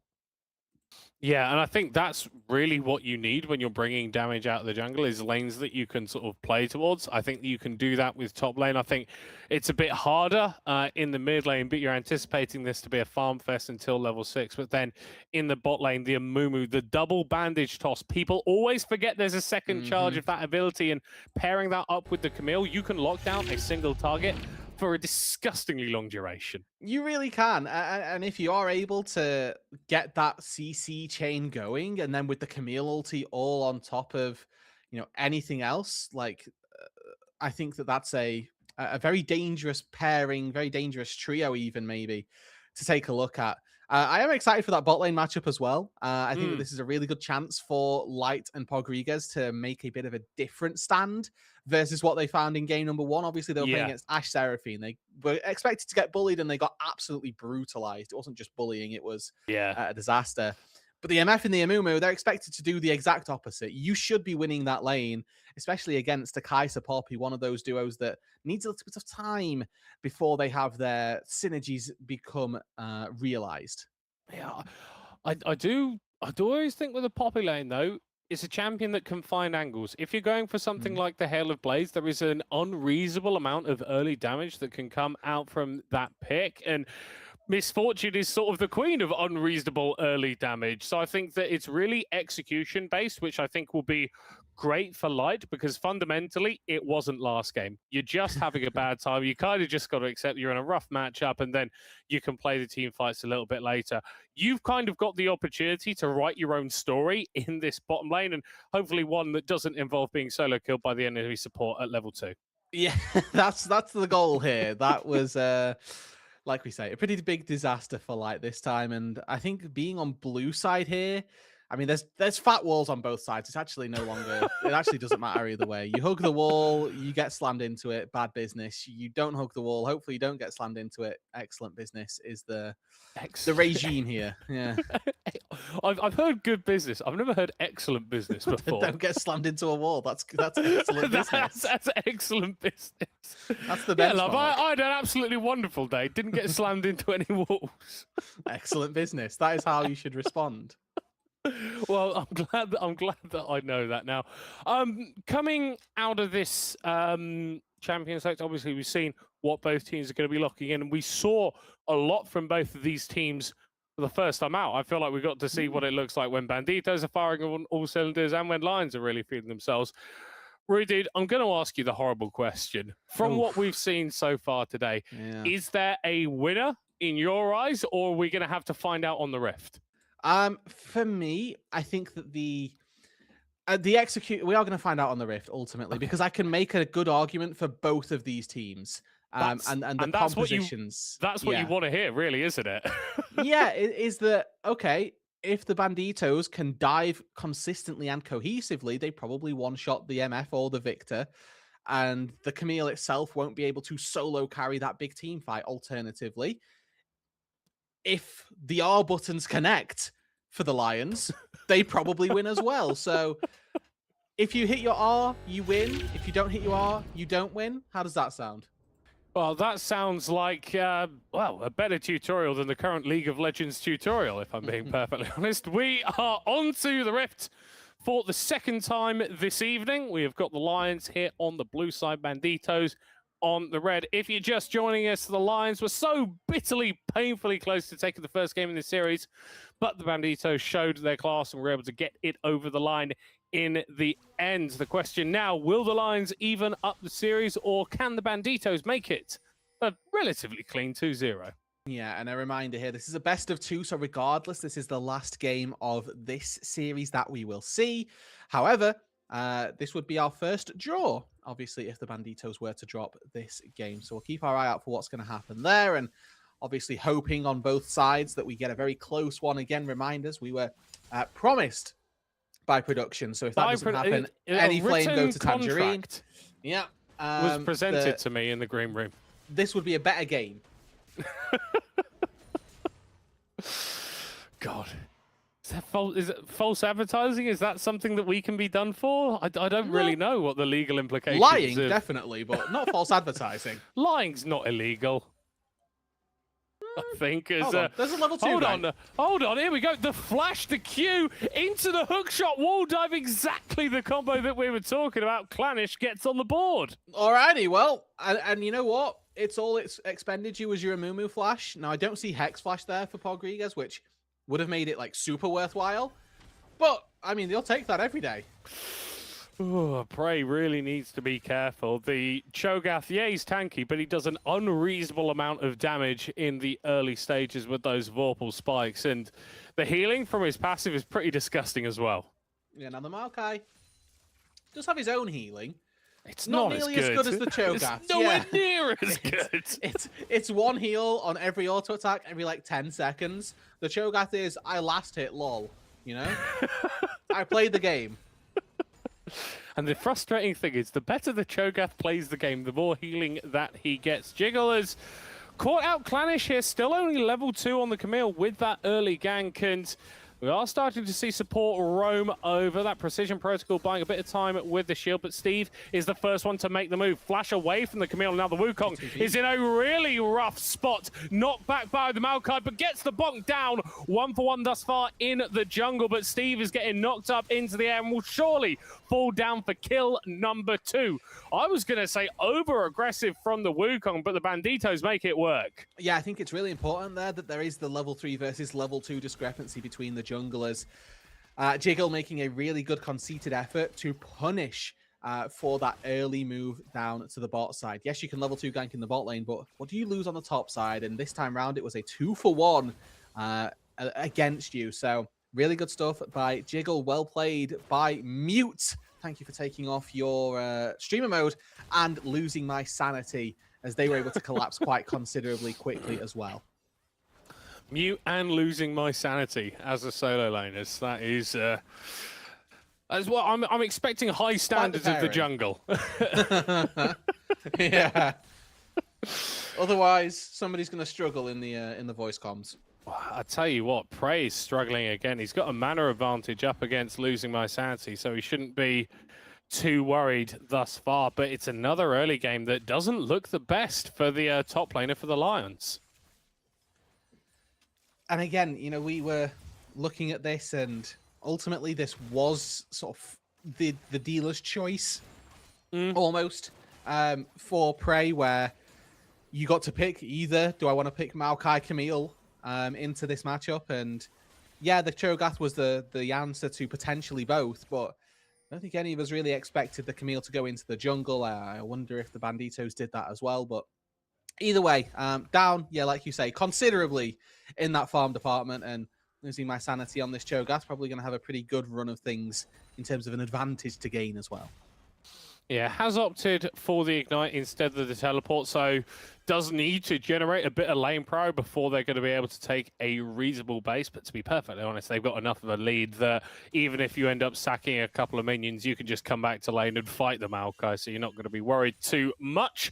Level 5 still for both of our mid laners, going to be ticking over to 6 very, very shortly, and that's where we need to start looking at the pairing of that Wukong and the Orianna. One of the best ball delivery systems in the game. Oh, and they might be able to use it here as Podriguez gets caught. We used it as a scuttler. He's able to get a bit of movement speed, but not slowed up there. Jiggle actually going to get caught now. Locked in the gravity field, and the stun will come through, but not enough follow-up damage. Alrighty, well, goes back in there, catches a little bit of a... Oh, hey, you do some damage to me, I'm going to do some damage back to you. Respectable, to be completely honest. And you're quite right here, Middlecott, as well. Quick take a look at Solar Wraith's Keystone here. The Hail of Blades Poppy hasn't really found the impact in the laning phase necessarily. Light, off the back of that first blood, has been able to edge out just a slight CS lead down in that bot lane. Yeah, and I think that's just the natural strength of the Misfortune coming to bear there, denying the Kai'Sa the ability to really do what she wants. Excellently timed knockup there from losing my sanity as they tick over to level 6, but there's so much CC up against them that there's nothing that they can do. Sent back to base in a body bag. 6 minutes in, 3 kills to 2 in favor of the Lions. And importantly, it's 3 kills to Clanish here. I do want to highlight that as all 3 of the kills are on the Camille jungle at this stage. Eyes very definitely on this player to see whether or not they can carry. Obviously, on the Silas, got off to a little bit of a slower start this time round. They've got 3 kills and are the entire source of the gold right now. They are the money, and their plays have been money thus far, although Jiggle is attempting to ensure that his opponent number doesn't get all of the plaudits, takes away that first dragon. Ocean Drake just a little bit nicer than the others in the laning phase to keep you topped up. And if you're going to get 1 dragon as well, like you say, in that laning phase as well, is really powerful or really impactful. But The ocean does feel good to keep you nice and topped off, especially up against the little bits of poke that you're going to be experiencing. The laser in the mid lane up against a Victor. These double ups that are coming through should be hurting. And you can see with the first strike as well, Light looking to farm just a little bit of extra gold. Hold on. Flash coming out into the bullet time. He's got one more charge that but flashed away from by Solar Wraith as the response comes through from Jiggle as they're going to get ulted down by the Camille and cut in half, make it 4 kills in favor of the jungle. Camille race car has to flash away. What a pick. Clanish stepping up in game 2. Yeah, and you know, I'll take the L here. I said I didn't want to see the Camille in the jungle. I was wrong. I absolutely wanted to see this. Yeah, Clanish I want to playing... see more of the Camille in the jungle. Yeah, Clanish is playing incredibly. He's got 4 kills. Oh, they've got 4 kills here. 1k gold lead across the map, but I get the impression that if we look to isolate it into the jungle, it's probably considerably more. Working very quickly towards that Trinity Force, which you have to think is just going to be maybe the straw that breaks the camel's back here and just allows for a really quick snowball. Yeah, and we do need to give a quick shout out to Moose, the new coach of the Lions. This is their first series as their head coach, and game 1 must have been very heartache-inducing, but game 2 is going pretty well for them. So kudos for the Camille jungle pick. It's working out all right, and he's already got that Trinity Force completed. Yeah. This Camille is terrifying. Alrighty. With that in mind, you'd expect them to be the ones moving up toward this Herald or towards these grubs and having the advantage in any fights around the grubs, most importantly. Nobody going to have a first item completion at this stage without serious embezzlement from Boris, which I don't think is particularly endorsed, as little gestures, notions up toward the top side do make losing my sanity just back off a little bit. Yeah. Serious embezzlement sounds like an innovation keystone. I don't know how to explain it, or an inspiration keystone, rather. Yeah. That's what kleptomancy was. Yeah. 20% chance every time you go back to base to get your item for free. To just rob Boris blind. But it's got a 50% win rate, so it's balanced. Ah, yes, there we go. Yes. That's the classic. We've got, obviously, now... I want to look at... We highlighted in the draft the fact that these two teams were... Who presses R better is going to win. And I do think that that still exists. I think that overall, the ease of execution and the ability for those R buttons to be pressed does slightly favor the Banditos as this game gets later. Miss Fortune is so solely dependent on her ult that I do give Kai'Sa just the edge in that 1v1. If you end up getting to that late game where both of these marksmen are on even footing, the Kai'Sa acts as an assassin where the Miss Fortune acts as a lost puppy without a team in front of her. So there really is a difficulty to be played if the Lions don't really push this a little bit sooner. Yeah, and that's the thing, right? It's all very well and good to get a gold advantage early on. We saw the Banditos do it last game, but it needs to really go somewhere. A bit of an all-in from Prey here in the top lane, who doesn't have a lot of mana left, but does have a Camille in his back pocket. And when you're playing against a Cho'Gath, one of the best things that you can do is steal his ultimate. Gonna drop that Hex Tech on him, but then cut through his health bar with ease. 5 kills to Clanish. Yeah, and you did see there that there was a good amount of return damage from losing my sanity. With the Ignite going down as well, the feast was threatened but not called upon. And it does mean that Clanish goes 5-0 here. Camille looking very, very scary indeed. We've got 40 seconds until... there for Light, sorry. So I'll hold it because it looks like Jiggle's going down bot lane. I think he might be, but that's good spacing from Podrigas to interrupt the Wukong. The way First Strike works is the second you do damage, any damage after that, or any damage plus that on top of anything else, is added on as a percentage of gold. Light used his rank 1E to deal like 9 damage, and First Strike went, you're not getting any change for that. Plus 0. Thank you so much. So rude. Even a +1, you know? Like, hey, if you're dropping that First Strike whilst you're casting the bullet time, I imagine that the cash generation is going to increase a fair bit. Well, yes. That then you're hoping, 5 members, percentage of my damage dealt, I'll get plus 300, maybe. I wonder what the biggest First Strike injection has ever been. Vanderil, let me know. Yeah.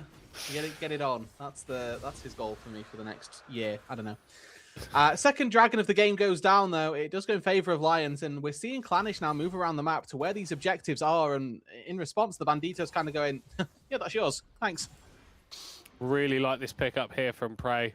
Going for the Hollow Radiance just makes it a little bit easier to clear waves up against the Cho'Gath, who is just going to be pushing them into your tower. And it feels like Prey has his troubles in the laning phase, but it seems to be doing all right thus far. There's a reasonable size CS advantage for losing my sanity, but it hasn't grown by all that much. I mean, if he goes to being 0-4 and then comes out of a team fight 3-4, I'd be more impressed on the Maokai. All right. but like I feel like on the Maokai, going 0-4 is not really in the wheelhouse without some serious jungle intervention.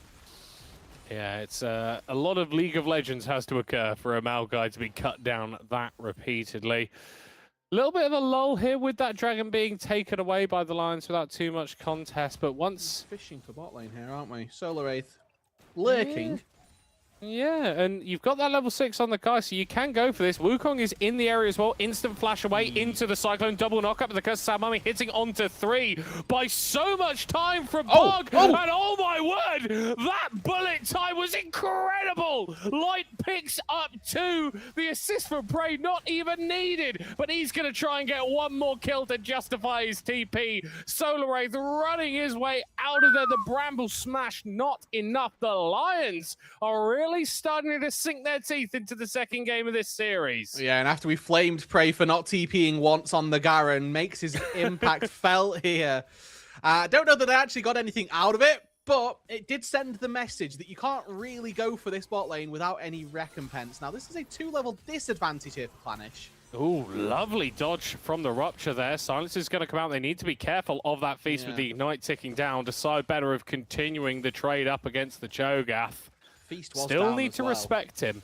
Yeah, and I mean, the fact that it was like so close, even without the ulti, definitely scary. Oh, Steve just gets solo killed in the mid lane, disrespecting the damage. Coming out from mute, this Orianna quietly building up advantages for herself. Yeah, 2-0-1, having a good time of things. Just, like you say, quietly farming up, looking at that CS, a little under 10 CS per minute, but still doing very well here. Prey getting played onto by Lose My Sanity, but the Maokai just so difficult to dislodge at this point. Yeah, feels so well as well versus these other melee champions, so not too much of a problem for him. Yeah, they do have the majority of the HP in this fight, but Losing My Sanity keeps trading up against them. They've obviously got access to that Feast, but here come the branches. They're going to get smashed back as well, and this Cho'Gath, who was dominating the lane early, just can't catch a break. I mean, I think that if they take a recall, we'll probably be fine. But it's the taking of that recall, which therein lies the problem. Do now have the top quest TP available, but it does look like Prey is making a pretty decent indent into this turret. Yeah, the wave clip from that Hollow Radiance is absolutely disgusting. They are going to be running into a Poppy and a Wukong, who are very intent on taking them out, and Losing My Sanity with the TP is going to be able to pick them up. We've got a Herald taken down here for the blue team. Curse of the Sad Mummy not going to be used just yet, as that's the bullet time. Only going on to this Wukong, though. It's a single kill as Clanish doesn't get over the wall and cannot escape. Kills coming out here for the Banditos, and Rude Dude, this is starting to rhyme a little bit with game 1. It is. There's still a gold lead here, and Clanish is still 5-1 on the Camille. But that 1,700 gold lead that we're seeing in the jungle is getting diminished a little bit by the mid lane starting to seep out. That top lane advantage as well. Oh no, it could be going from bad to worse here. Light is going to be able to tank that up, and with Mute taking the tower, they're going to be forced to back away. But yeah, the gold basically dead. Even actually a slight advantage here for the Banana Banditos with that first tower going down in top. And actually good pathing there, I want to say, from Light. Walking towards the Poppy might not seem like the smart done thing, but does actually net them a safe passage out as they're not slammed rather into the wall. Yeah, or slammed into the wall either. Yeah, they were not slammed nor slammed. Or Excellent business. Excellent business. Fantastic stuff. We got the swap into the mid lane from the bot lane. Kind of what we expect to see when you're playing an ADC, especially like Misfortune, when you don't have that much mobility. The shorter lane and mid lane, just that little bit safer. Dragon on the board would be second of the game for either of these teams. Good to have, not worth losing all of your lives over. We've got Clanish going quite far forward here. Isn't going to be able to escape. That's some awful business for the Camille. She's locked down. Double stun, though, is going to take the Wukong, take the Poppy low, but not take them out. Plays going on to Steve here, as we've already got an ult in from Racecar. Has the flash, has the Acathian rain, and it pours down onto the Victor. Curse the Sad Mummy on minuscule amounts of HP from the Amumu, who is able to secure one. But here comes the Kai'Sa back again before the Poppy gets exploded by that Hollow Radiance. A messy fight, but one the Banditos come out handily ahead. Yeah, and there are the shades of game number one here. Fight around the dragon goes their way. Just not quite enough damage, despite that massive gold lead coming out of the bot lane as well. Light not quite able to take that final amount of damage off of Jiggle, off of Solar Wraith, and I think that fight is completely different if the bullet time does find those 2 kills to begin with. What we then end up seeing is the power of this Kai'Sa. Racecar darts onto Steve, and Steve has nothing to say about it. This Victor immobile, has no presence, has no way of stopping. Able to get the tactical sweep down onto the Kai'Sa. Kicks her in the head repeatedly, and that's a shutdown. Kill number 6 for Clanish. Yeah, I think maybe a little bit unnecessary with the Hextech ultimatum there, as Light might be in trouble in the mid lane. But again, standing away from the walls to bait in the Poppy, who has to flash away, gets hit by the bandage toss. Easy kill for Light. Mind controlled him, gets hit by the shockwave, but it's still A-OK. That clone not going to be worth anything to take down. 12 kills to 11. Gold lead basically irrelevant. It's all about who fights best. Okay, flash ulti, here we go. This looks like a pretty good fight to me. Crucially, just out of range of the bullet time there for Mute, and they're able to trade back onto that Wukong. But here comes the Cho'Gath, losing my sanity with a big old bunch of HP. Feast it. But still gets knocked up, not able to lock down the Misfortune, as now they're being wailed on by the Camille. Flush away going on there, not too sure what Light's doing. Don't think they've got their driver's license as Prey goes into the dirt. It's starting to get a little bit silly, starting to get a little bit chaotic, but this is where I feel the Banditos are thriving. Yeah, and they're going to be able to take probably tier 1. Never mind, actually. A little bit of clearing out comes through. Maybe the next wave is going to do it for them, but the Banditos... I mean, this is a dead even game. They were the ones who started that, and Solar Wraith there getting a little bit aggressive on the Poppy, sort of throwing away their life early on, without making the necessary adjustments in how they were actually going to try and play that fight out. Good to see that Light was able to get back in and defend that tier 1 turret, working towards that Infinity Edge again. Going to be a massive break point when that does come through. Just a case of making sure that happens in the near future and not before an important fight happens. Or rather, before a fight happens. Well, you want it to happen before the fight, because otherwise you don't have it, and then you don't have it during the fight. We are starting to see 2 items coming through for multiple members of both of these teams, that Camille, that Victor, that Misfortune, like we were talking about.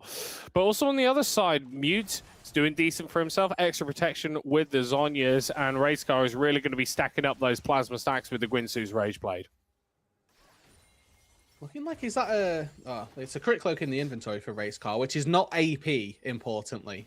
Usually at this point in the build, you'd see Kai'Sa's opt into the more poke-oriented build path, but looks like this is going to be a Zeal item of sorts. Maybe the Flicker Blades coming through for the Kai'Sa, maybe a Phantom Dancer with the dagger in there as well. But that does just mean that when they get onto a target, they are going to do even more damage from those auto attacks. And if there is appropriate isolation happening, that then can be a real cause for concern if Lions aren't able to recognize and shut that down. Second outer tower of the game taken in favor of the Banana Banditos. Without any of those tier 1s of themselves, gives them a little bit more safety. We've got Dragon spawning in 90 seconds. Would be soul point for the Banana Banditos, and a Mountain Soul in a game when you've got these 2 big HP stacking tanks, I think could be really impactful for how you set up your fights later. So if you're going to say the Banana Banditos, it's actually El Banana Banditos. Oh, I'm sorry. I don't know Spanish, bro. No, well, El is the... yeah? coincidentally, Banana is not Banana, but that's fine. But this is a Los Ratones situation again, isn't it? You know, yeah, because it is. Ratones actually means mice, which, if you know Spanish, is Not not rat. a particularly interesting fact, but it sounds cooler. It does. Well, we need to find out what rat is in Spanish and see if that would have been nice either way. For reference as well, platano is Spanish for banana. So El Platano Banditos. like plantain. Yeah, kind of. Okay, respect that. The El Banana Banditos have got the position in the river, but it is mid lane shove being generated here by the Lions, which is prompting a bit of a response from losing my sanity, but it's just going to be to clear out that mid lane to open up the position towards that dragon. They're taking a reasonable amount of damage, by which, of course, I mean they've lost about 200 HP after being in a fight for 10 seconds. As Rodriguez just dies, as that's a bad way to start a fight for the Lions, but taking down the enemy support is a better way to continue it. Lockdown coming through, but the Kaiser can just free hit the entire time. Prey now being focused down as losing my sanity, is barely losing his HP, and all that time Mute on the side throwing out that ball to cause disruption and dissonance. It's a one fight for the Banditos, and it's a dragon to boot. And as well, would like to call out the fact that the ulti from Steve, not particularly well placed nor well timed, doesn't get the reset off of it, but that could have been such a different fight if the Victor ulti actually lands true. Again, Rodriguez gets caught out. It's these engaged supports that, more often than not, are actually starting the fight and making it go for better or for worse in most of these cases. But you have to look at the power that's coming out of this Kaiser. The AD may be shunned by myself, but is definitely working out here in this one. Oh my, the Fiend Hunter Bolts lock-in. This is a very different proposition from the Phantom Dancer. This isn't about consistent DPS. This is about throwing yourself into the enemy team and killing some guys quickly as you can. And that's the goal, I think, because if you do that, and you get onto, let's say you get on Steve or you get onto Light, I don't know that the other one currently has the damage to get through the rest of your team. Particularly losing my sanity here, 8, 2, and 7. Ooh. 3 full items on the Cho'Gath. Again, nobody's killing this guy.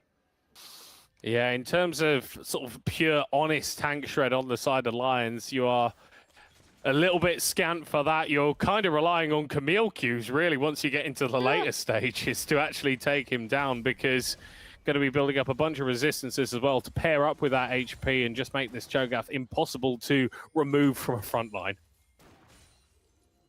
Would look as well towards things like Black Cleaver, for example, as a way to reduce some of those resists. Synergizes really well with the MF. Those repeated instances of damage obviously going to work incredibly well and in favor of trying to shred through, as Prey sort of walking forward here. Has taken 2,000 health. Oh, an engage from the Wukong, able to get the shockwave off, but here comes the bullet time, almost set up for the Lions by the Banditos, over-engaging, over-indexing into the fight and already losing 3 members.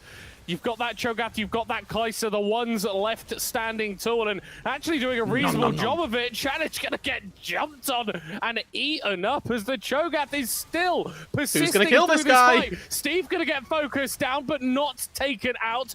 Rodriguez taken low, and now Light. Who's going to kill this guy? Locks against the Kaiser and the Cho'Gath that just cannot be defeated. What a performance coming out from losing my sanity, and Race Car 149 goes over the wall. Steve just about able to find an escape for this moment in time, but honestly, I was so worried for the Banditos with how that fight started.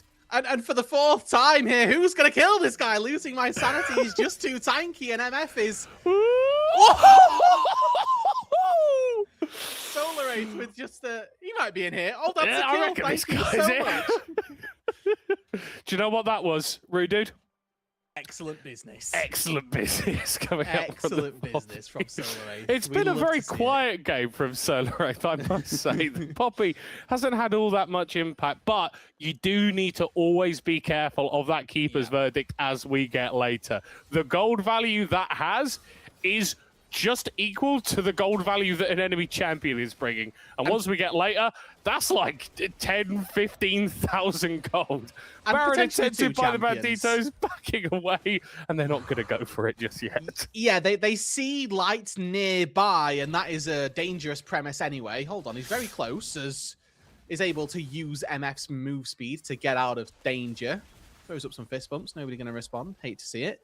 But now Steve's back up as well. That AoE damage around the pit, a little bit more dangerous and a little bit more something to consider.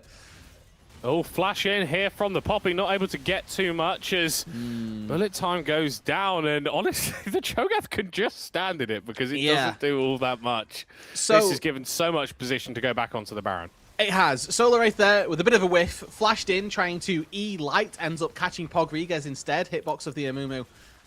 Big enough in this case, but now there's a second attempt on the Baron with no bullet time. It's a much more difficult fight to contest. Keeper's verdict.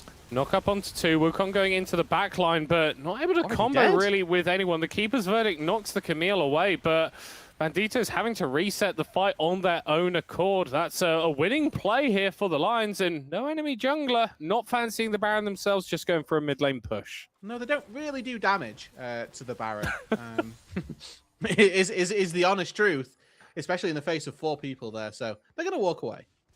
Yeah, does open up the opportunity to get a bit of a shove onto this mid lane tower, and this mid lane priority is very important when you've got that dragon spawning in 30 seconds time, although resets are likely to come through from Light and Steve if they're going to spend the gold in their inventory, so maybe not able to actually assure themselves position onto this objective. No, it doesn't look like it, and I mean, you can't really recall now, so you're not going to get to spend the gold. That's going to be, instead of 4 completed items, 3.5, but I think maybe better off that they don't recall here, because they are just going to lose a soul if they do this. And well, I mean, it's just they're going to go regardless. Baron instead. Yeah, they're looking for Baron instead, but Clanish just acknowledged they can't do this. The Camille doesn't have that hook shot, still has the flash, so maybe we'll be able to find a way in then, but you're up against a Cho'Gath and a Smite on the enemy team, so you've not really got a shot of getting that down. Hey, Let's have a look at the Baron, though. We need to be careful of that objective. Bullet time being used to secure it, and hey, if it gets you the big purple worm, I'm putting a hashtag worth in all chat.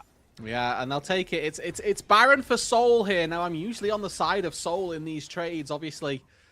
Baron is temporary, but much like Form, Soul is... No, form is not forever. It's emphatically not forever. Oh, the Medic would hate to see it. Yeah, Medic would hate to see it. Yeah, the Soul's permanent is the important part of that, and it'll be a really good showing if, you know, the Banditos do come out and find a way to stall up against this Baron, that the Soul is going to be that ever-present threat that can carry them over the line. Yeah. Oh, I just don't want to think about what that Cho'Gath is going to be doing. Very unpleasant things to the enemy team. I was believe saying is the living, answer. but I think that goes without saying, you know? No. We knew that was happening. I'm more concerned about what they're going to do to the other team. Oh, I see. Okay, yes. I mean, it's got a Rift Maker as well now, just casually. Yeah, and like, let's not underestimate the importance of the passive on that, converting the bonus HP to ability power. Because Cho'Gath has some pretty nutty ratios, and it used to be, back in the old times, back in Season 5, that you had to build full AP to take advantage of those. Not the case in current year. This guy is going to be one-shotting your backline carries like a long-range mage, and he's going to be standing in front of everybody taking loads of damage like the true tank that he is. Yeah, 11 stacks on the Feast as well, which not just makes him a very big boy, but also increases the attack range, just the auto attack range that the Cho'Gath has, almost to the point that with that massive character model, can feel like he's ranged, trying to get those auto attacks down onto you. That is really rough. Honestly, we are looking at AREM Mayhem levels of HP on losing my sanity at the moment. A little bit of a siege going on in the mid lane. One of the nice things about the Victor and the Misfortune is you do have the ability to keep people a little bit pinned under their towers, but doesn't feel like you've got enough engaged to actually threaten them under the safety of that tower. This is not particularly interesting, and I don't really feel like I want to talk about it, but I feel somewhat obliged, Rude Dude, because they're fighting against each other. And they're looking for a dive in the mid lane as a response. Clanish goes in, gets a little bit chunked, Doesn't get fully punished. Hold on. Yeah, but here comes that Wukong with Racecar Worm jumping in there. The Acathian Rain able to take out the Camille. 1-for-1 thus far. Again, both junglers taken on the board. Catch. Lovely bullet time for Light. A double kill coming out for the Misfortune. And low HP on Matt so forced to exit the fight. Can he 1v4? Can he 1v4? Well, it's a 1v3 now for losing my sanity, and I think he's losing more mana than anything else. This Cho'Gath is just so impervious. Well, they did manage to find a 2-for-2 here, the Lions, and they did break open the base. But as soon as losing my sanity steps forward, it just all sort of crumbles down. I think that the really big win there is the fact that Racecar Worm actually lives, gets caught in the bullet time and Curse of the Sad Mummy, but limps away to safety on like a slither of HP. Flash and Barrier used to get out of there. Really good heads-up engage by Rodriguez. Good escape from Racecar Worm as well. So the bot lane's actually starting to really sync up nicely together. Light on this Misfortune, you know, as they have been really throughout this game, really lining up those ultis alongside Rodriguez. And a few minutes ago, we were discussing the relative benefits of a Baron versus a Mountain Soul. And I think it's fair to say that whilst Lions got a decent push going on there, because they haven't taken an inhibitor, they haven't really been able to apply a lot of pressure to the Banditos. So when that Elder Dragon spawns in 2 minutes' time, there shouldn't really be anything preventing the red side team from walking forward and contesting that objective. And I am glad that you bring up bring up the soul here, because that's the difference really between Racecar living and dying there. And I think that if the Kai'Sa dies, the fight afterwards is infinitely easier. You're not worried about a full HP Kai'Sa rejoining the fight. You're much more happy to take it as just, okay, Mute Bow has got a little bit of HP, but not all that much going for them with this build path currently. You know, you've got safety in the Zhonya's, safety in the Proto Belt.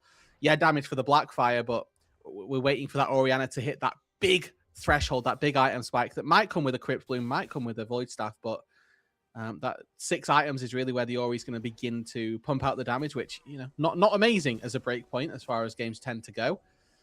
But those Mountain Dragons and the Mountain Soul, importantly, really are giving a massive edge, especially against this Maokai as well. You can just face check all of the saplings and not really lose any health.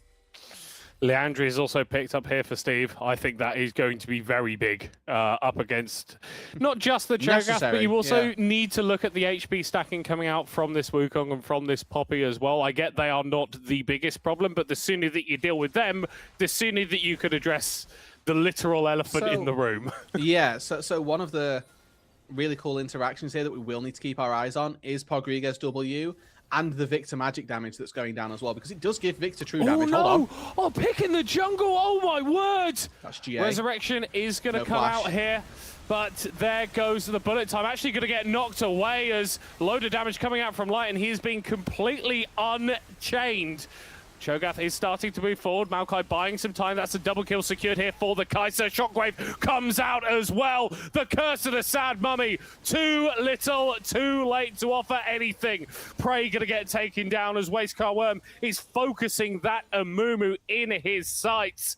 And everybody wiped off the board. Elder free for the Bandits. And they will take it happily here. They can even stall it if they'd like to, get it on all 5 members. There is absolutely no threat going their way. And it was a fight here that was effectively a 5 versus 3. Solarwraith and Jiggle died before the fight really even begun. It was a case of waiting for those ultis to be taken down. So Light goes for it. Bullet time comes across. And they're able to there find the 1 or the 2 for nothing, basically. You'll see there that Racecar Worm does hold on the Elder. Lets it go on to Solarwraith and to Jiggle. So now everybody, it's Baron, it's going to be Elder buffed up heading toward that Baron. But then after the 5 versus 3, it's again just the raid boss coming down. Losing my sanity, a bonus 1,153 health from the Heartsteel as well. Whew.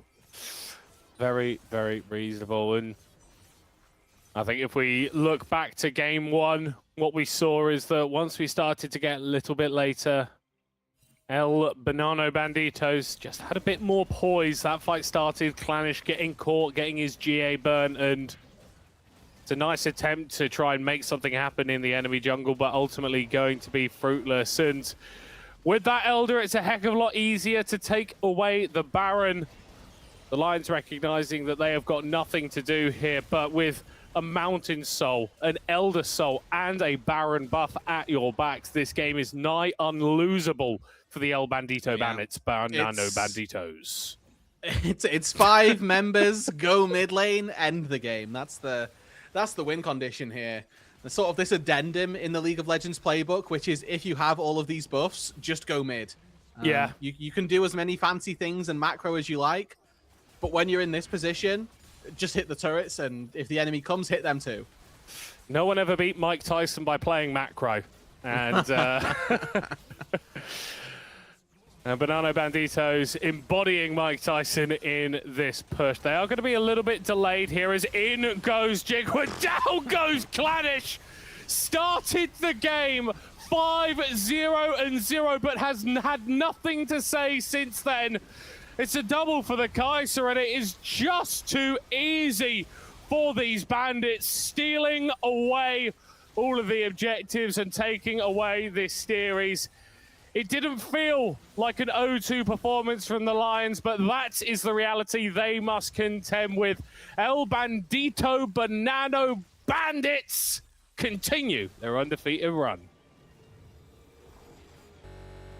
And it's another game where in the end of it, it's Racecar Worm catching up in kills and then overtaking as well. Dropped 14 in this final game on the Kaiser that was not put in the dirt, but that didn't get snowballed like Light did in the early stages of this game. Still ends the game 14 kills. Absolutely incredible performance as we move out of the as we move out of the early game into the late game. So just a really solid all-round performance down on that bot side. The rest of El Banano Banditos just having an excellent time of things, really. They were struggling a little bit up against the Baron, but as soon as they managed to find how their fights were going to look, how they had a 10,000 HP Cho'Gath, something daft like that, descend from the top lane, that'll do us. We'll use that, I think.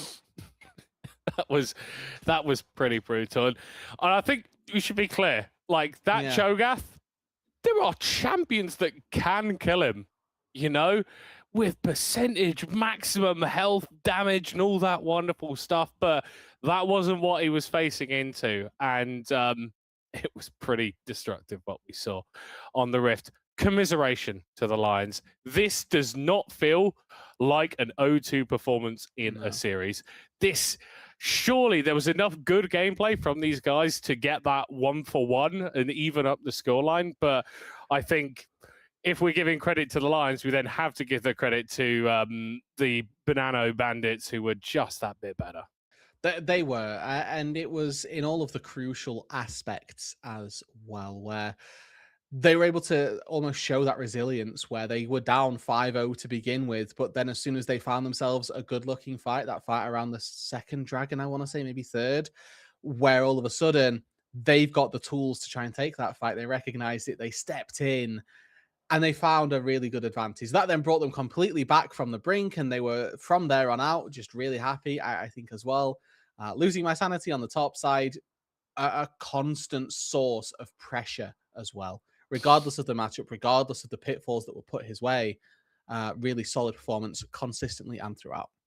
Hey, and I bet everyone on the Lions is going to be losing their sanity over that Cho'Gath. We are going to be jumping to a short break, a very short break. Well, I don't know, a short break. And then we're going to have more League of Legends. You should stick around for that. It's going to be a heck of fun. We'll see you in a few.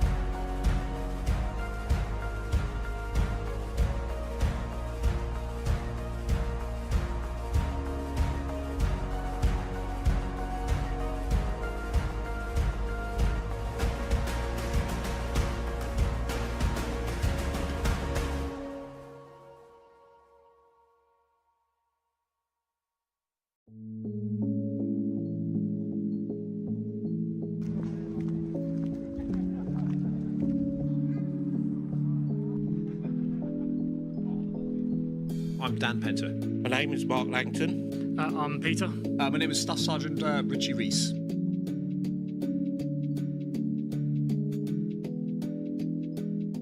My gamer tag is Chief Lid. Gamer tag is Pete P Gaming. My gamer tag I play under is SG_Reaper.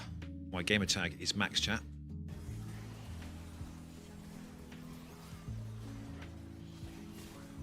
I think the thing I'm looking forward to most as part of the UVG is actually meeting new people. There's a lot of veterans out there who haven't been connected to gaming. Meeting fellow veterans and playing with fellow veterans, that's what I'm looking forward to do. So just staying part of a community. So when I was in the RAF, I was part of the RAF esports, so we did a few meetups during that. I'm looking forward to keeping that going with the veterans and expanding it, talking to the other services, which I didn't really do too much of. We've started with a core of about 60 people that some of us knew, and as it grows every week, new people turn up, and I love meeting new people and getting to know them and gaming with them. The thing with veterans is we understand each other. I'm looking forward to being part of the UVG because for me, as a still serving in the British Army at the moment, is setting that stepping stone for individuals who do eventually leave the services, and looking forward to what UVG can offer them as a gamer, if they are a gamer, or even if they're not a gamer. It's just the community that is offered to them from UVG, where, you know, as a serving soldier who, you know, taking that transition into civilian street is quite hard. So for them, having that community where you've got ex-servicemen, ex-servicewomen, for them, they can then look at those communities, and it'll be hopefully make that transition easier for them. I think the biggest thing that UVG will do for the veterans gaming community is to connect veterans through gaming. Speaking with other veterans, that's the main thing veterans need to speak. We have a very thing that I am the big man and I can handle it, but we speak to each other. That's going to help our mental health. See, I think UVG can offer a lot for veteran gamers. But it's going to bring a lot of people who haven't really got that online social aspect. Through a lot of mental health stuff I've been through and done, and I think that's going to be a massive thing for a lot of people who don't have no one to talk to. It's not just all about bringing gamers together, it's the events that can go on. They can bring a lot of the veteran community together, which gives them opportunity not just to sit in their homes, they can come out, meet each other, you know, put a face to a name. Finding this group of people who can understand what they've gone through, understand how they talk, is going to be a massive thing. For anyone wanting to get involved in UVG, you can find us on Discord, UK Veterans GG, and if you look on any other social media, we're there on UK Veterans GG, be that TikTok or Instagram, Facebook, Twitter, you name it, we're there, and our links to Discord are in all those channels as well.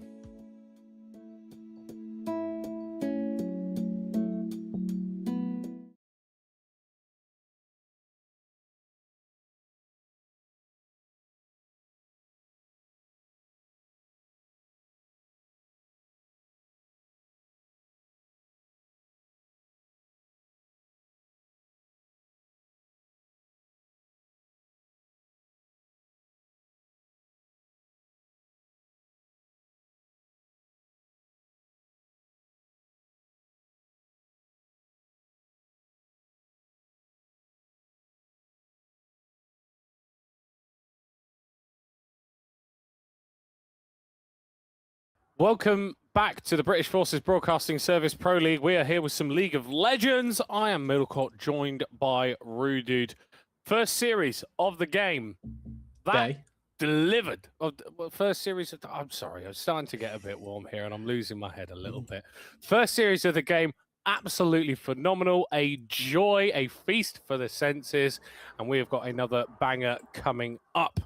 We are going to be seeing UVG take on the Renegades. A battle that's got a little bit more disparity between the two teams, but that just entices, that just invites the upset potential that is present in every League of Legends game. That is true. That is true. It gives us the underdogs for which we must root for here.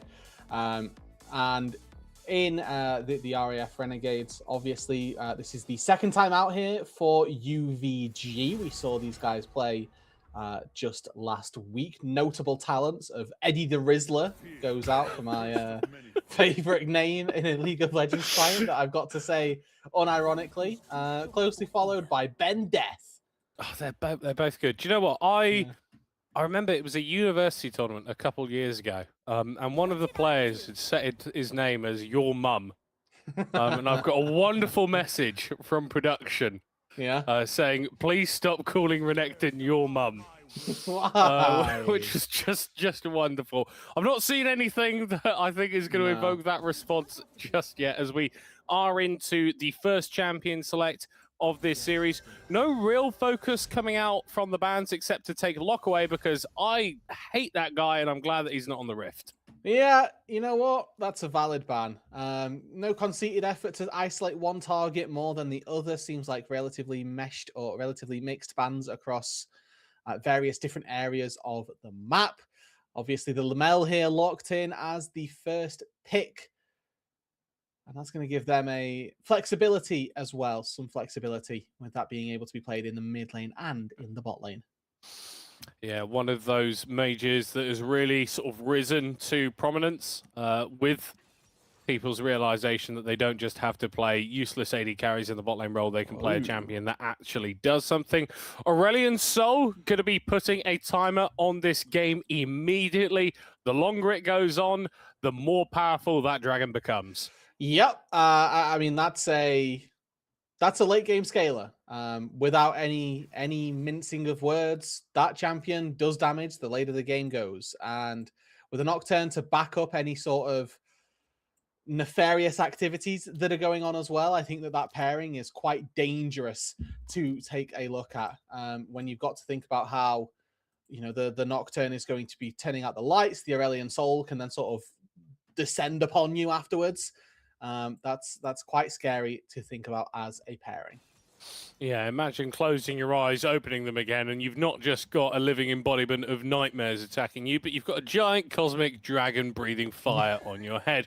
Ash has already been locked in today in our earlier series and did pretty well for themselves, able to provide obviously all of that CC, that utility, but also a reasonable amount of damage if she gets going. Yeah, absolutely. And that's the key here, is that it's if she gets going. But I think that even if the if statement there is less important when you're up against an ASOL. Some of the things that you need to look out for how to play against that champion is an ability to use mobility. If you can be mobile, that's really important, because you can get out of things like the massive ulti that he puts down, or the E that he's going to put down to disrupt your ability to stand firm, really. And with the Senna locked in as well, this is just adding insult to injury here. We're scaling to the late game, and if you don't win the game before then, good luck to you. Yep, and whilst it does speak to a certain confidence here from UVG on the red side, they are coming in as the higher seed, as the team that would be expected to win. You are giving a really big window to their opponents to generate those leads, and it's all very well and good getting to 30 minutes with an Aurelion Sol, getting to 30 minutes with a Senna, and stacking up those passes. But if you've not got the items in inventory to support that, you still don't win the game.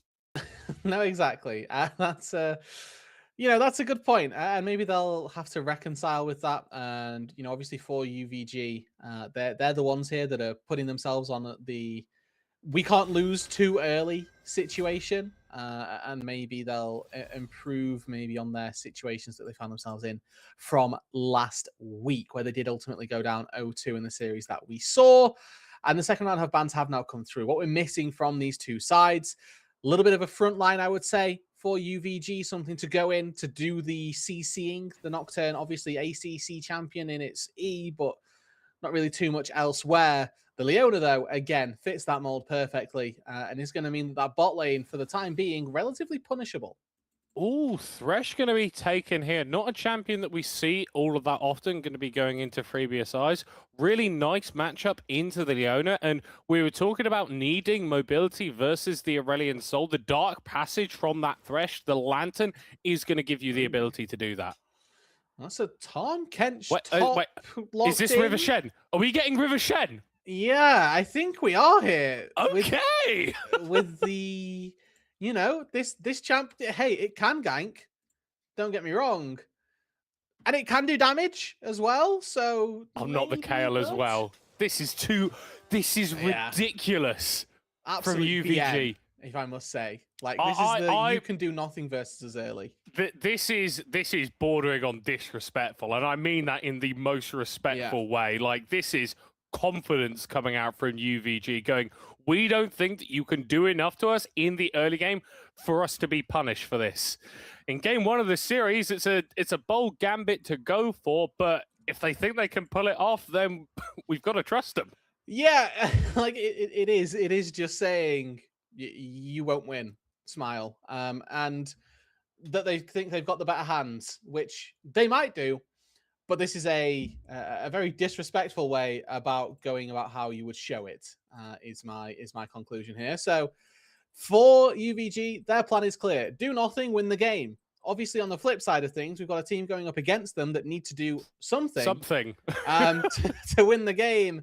And I look at their composition, and I just don't know that they've got the tools to do that. They've got honestly really good CC, relatively good setup for those champions, but the Ashe and the Mel, they just need a little bit too much time for me.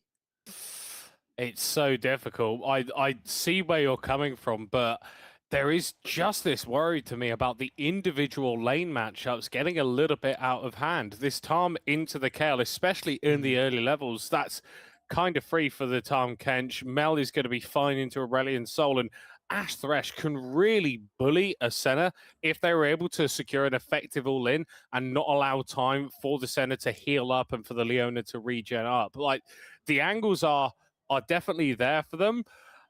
And I think if you're on the side of UVG, you need to have a plan for this early game. It can't just be do nothing. You need to address the specific points of pressure that are going to be coming out from you from the Renegades. Otherwise, all of these big scaling carries are going to be put too far behind to actually impact the game. They are, and I would hazard a guess that there is a plan in place by UVG here, probably very heavily reliant on Eddie the Rizzler, presuming that he's still the jungler for this team, and his ability to hit level 6 and then mirror the Shen pretty much wherever they may go. Now, obviously, the Shen into Nocturne matchup is a really interesting one. You've got the ulti to try and respond to the majority of where Nocturne goes, but with the lights being out, you have to try and find a way to click on your targets, to click on the people that you're trying to save. Yeah, really importantly, when Nocturne ults, you can't just free cast Shen ult. You can't just click on a guy and go, yeah, I'm going to be there. So as a response tool to that aggression, not particularly strong, because by the time that the Shen is able to get that ult off, that ult target should already be dead. So if there's some misexecution, then there's an opportunity for a sort of re-engage, but I think that interaction, you are going to have to be very, very careful in order for that matchup to not swing completely out of your favor. And then similar, or rather on the inverse of that, I suppose, is that when we get to these team fights, two of the targets really good at dealing with a Nocturne, the Thresh and the Tahm Kench. If you put a Lantern down where you see your ally last was, that gets one of them out. Tahm Kench ulti gets the other one out. And we're looking at two carries. Actually, the tools potentially are there. And then a Shen taunt maybe can do the rest of the work. So whilst we're looking at the Shen into Nocturne and thinking this might be quite difficult, the rest of the composition into Nocturne might feel quite nice and specifically make the Nocturne's life a little bit more difficult. Now, obviously, there are 4 other champions on the Rift, 3 of which are massive late-game, long-range DPS threats that do need to be very careful, one of which, of course, also has an immunity for any one of those allies that does get caught. Oh, no, and that's quite good, because I think that in terms of the reach from the composition on the side of Renegades, quite low once we get later. Like, they've got a reasonable amount of CC, but you don't have a tank that properly goes in. The Tahm Kench kind of can. The Thresh, kind of a tank. And the Shen, again, the angles that he can actually play with are quite limited in this game. So it wouldn't surprise me that if we do get to the later stages, we just see the Renegades completely unable to actually engage on UVG. Because if you go in, you're blown up before you even get there. Yeah, that is exactly right. You know, Tahm Kench can't press E, Thresh can't get the Lantern out in time, the Shen ulti comes through that little bit too late. And if that does happen, because there's so much damage, that's then where there is a massive, massive problem to deal with. Game number 1, though, underway, folks. UVG versus the Renegades here for you. Not expecting anything too crazy to come out. This season has pretty much killed level 1s as something that teams have to worry about, which, when you're playing a Kayle, an Aurelion Sol, and a Senna, I think is quite nice, because you do not want to be put randomly behind in these lanes. Those early waves are going to be so important. If Calby and BFBS can get an advantage, they can absolutely go aggro onto this Senna and this Leona, who, important to note, don't have any sort of health-gaining summoner spell. There's no heal, there's no barrier. If you lock these guys down, all you need to do is the damage on the health bar that's in front of you. Importantly, there is the anti-lockdown spell here with the cleanse. So, Senna, take off streamer mode for game number 2. This is your warning. They will have an ability to get out, right? They can dodge out of a spell, or choose to not dodge out of it and then use the cleanse. Yeah, options available for them. Mid lane, not expecting anything too crazy to go down. We said there were about 4 long-range control mages that just completely neutralize the game. I don't think that we would say that Aurelion Sol and Mel are the archetypical examples that really come to mind, but neither should be getting too much of their own way in this laning phase. No, they're both... The reason that you wouldn't class Ace all that is because you could just pick like Yasuo or Yone or Akali or something, and then really make them pay. Whereas those typical control mages that are in that list, you could play Akali into them and not too much is going to really happen. So there are counters to these picks. I don't think that either one of these two counter the other necessarily. The Mel and the Asol, just going to, toss some spells at one another. Both some sort of celestial theme to them as well, which is quite nice. Big fan of that. As already seen, the waves being pushed in quite heavily here from Renegades. And I'm not going to lie, Rudude, I'm feeling like this is potentially a little bit of a mistake, because all of the time that you're pushing these waves under the enemy tower is time that you can't really fight them. They need to access that CS, and if you just give it to them, you can't really take advantage of the fact that you're stronger right now. Yeah, it's one of those weird dichotomy or sort of duos that you've got to try to play up against one another. Well, if I'm pushing them under the turret, I've got prio for my jungler. However, if I'm pushing them under the turret, they're getting 3 gold and 3 experience. Hold on, something's not quite right here when I'm playing up against a Kayle, one of these champions that should be struggling in the early stages of the game. But Rupee, they've done a good job thus far. Quite happy, just farming up on this Kayle, pushing in what is now a pretty decently stacked wave. Should be able to find a reset off of that if they would like.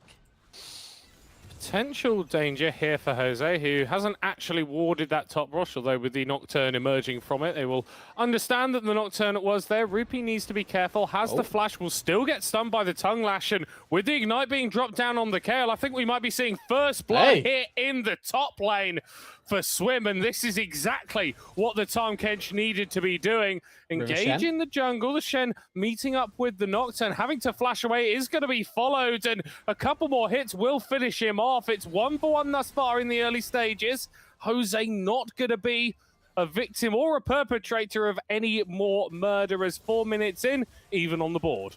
Yeah, River Shen, unfortunately, steps out of the water and does end up falling.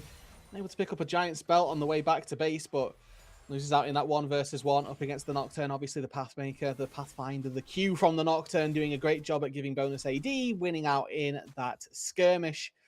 The Shen thrives so well when they can pass that Spirit Blade through you. It's a really well-played fight to allow that, or to not allow that, rather, to happen. But on that top side, we talked about it quite extensively, that if you make the Kayle sort of walk underneath your turret, she's in trouble. Might not have been fully underneath the turret, but Rupee definitely felt the pain there.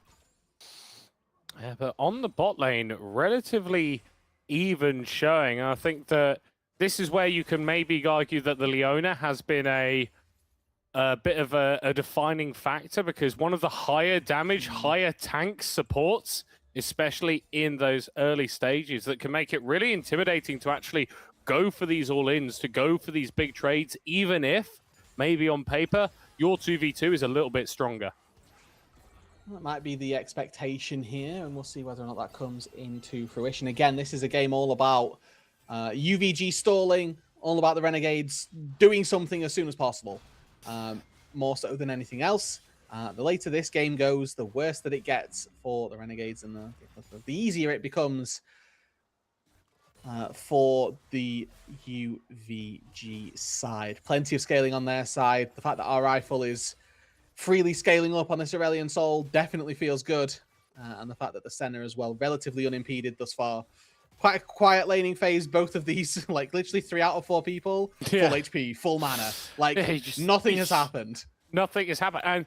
And to be fair, as game 1 of this series, this is probably giving UVG a lot of information where they're saying, well, we can go for these compositions that are very scaling, that are a little bit greedy, to be perfectly honest. And as it stands, the Renegades aren't punishing them. We do have a start on this Dragon, attempted move onto Calvi, but Renegades looking a little bit split as it stands. There comes the Skies Descend as the Nocturne moving over. Doesn't have the level 6, but is still going to be able to get some damage onto the Thresh. Calvi having to flash away from as well, but they get locked down by the Leona. And to be perfectly honest, UVG just executing better than their opposite numbers. No kills going down, but if you look at the compositions on paper, they shouldn't be able to force out the Renegades like this. No, and this is a really worrying sign if they're winning the fights already this early on.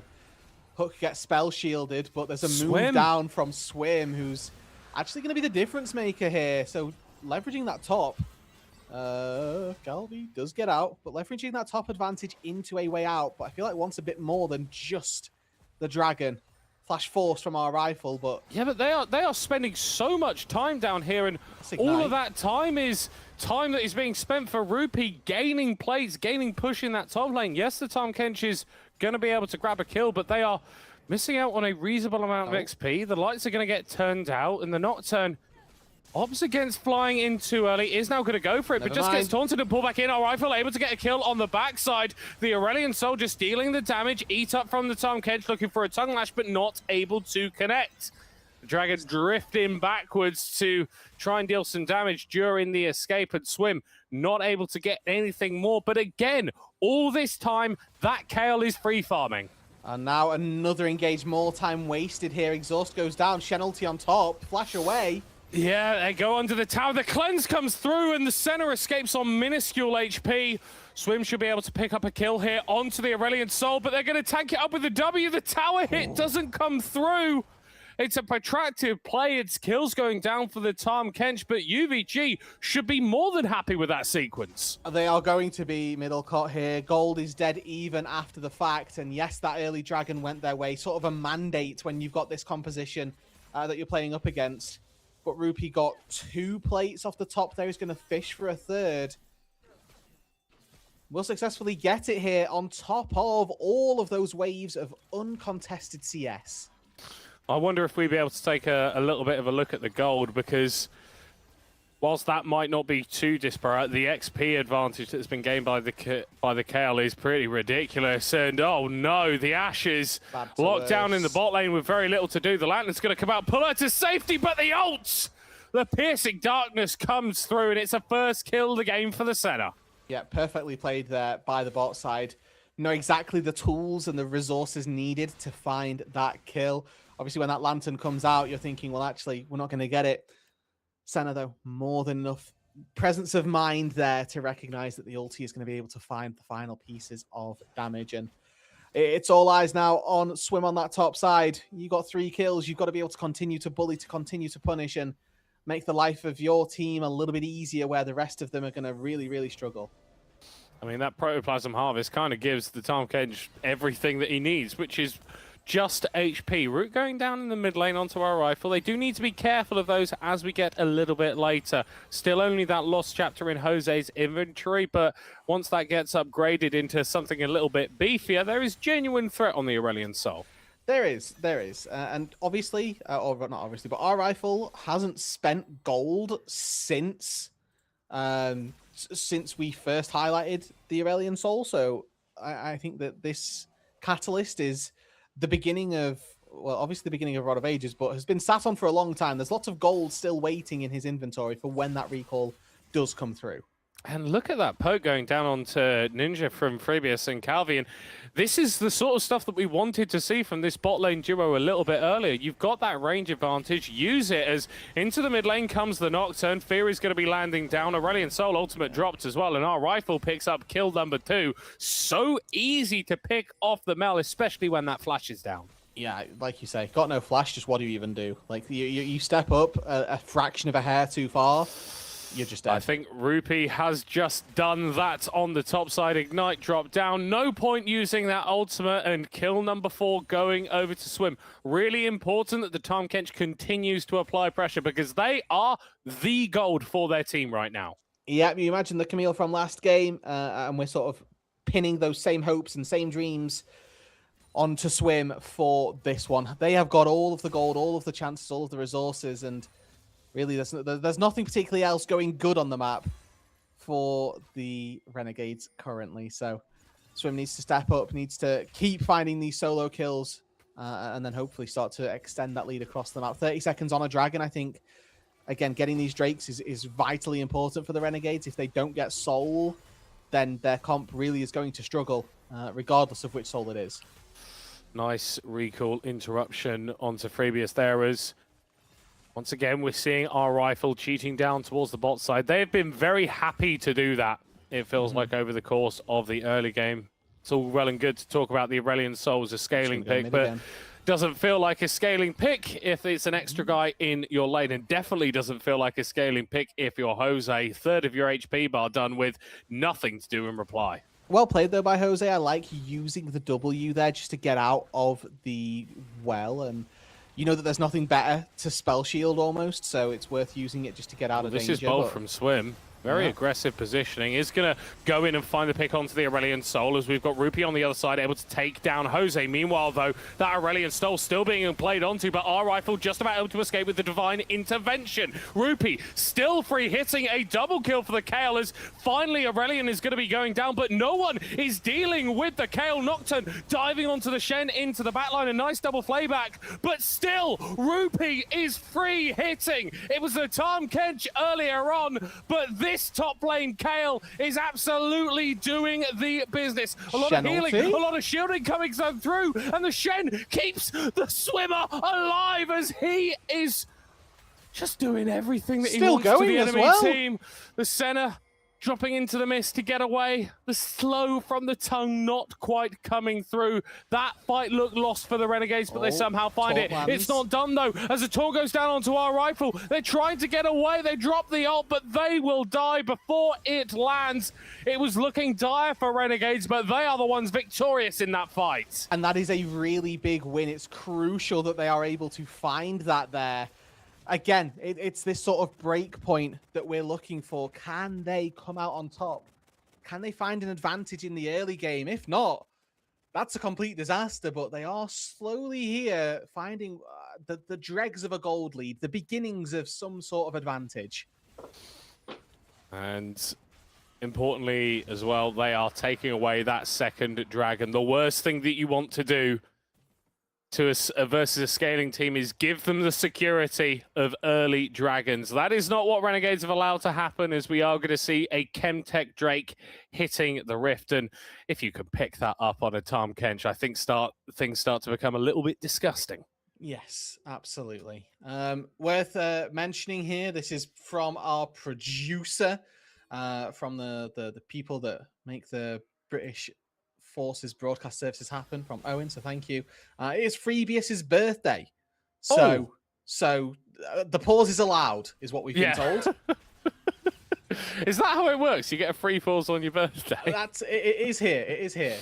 Yeah, well, we need to question, like, maybe some of the sort of fanatic roster information that's being submitted there, you know? This is true. This is true. Maybe it's just this rule book. Who knows? Maybe.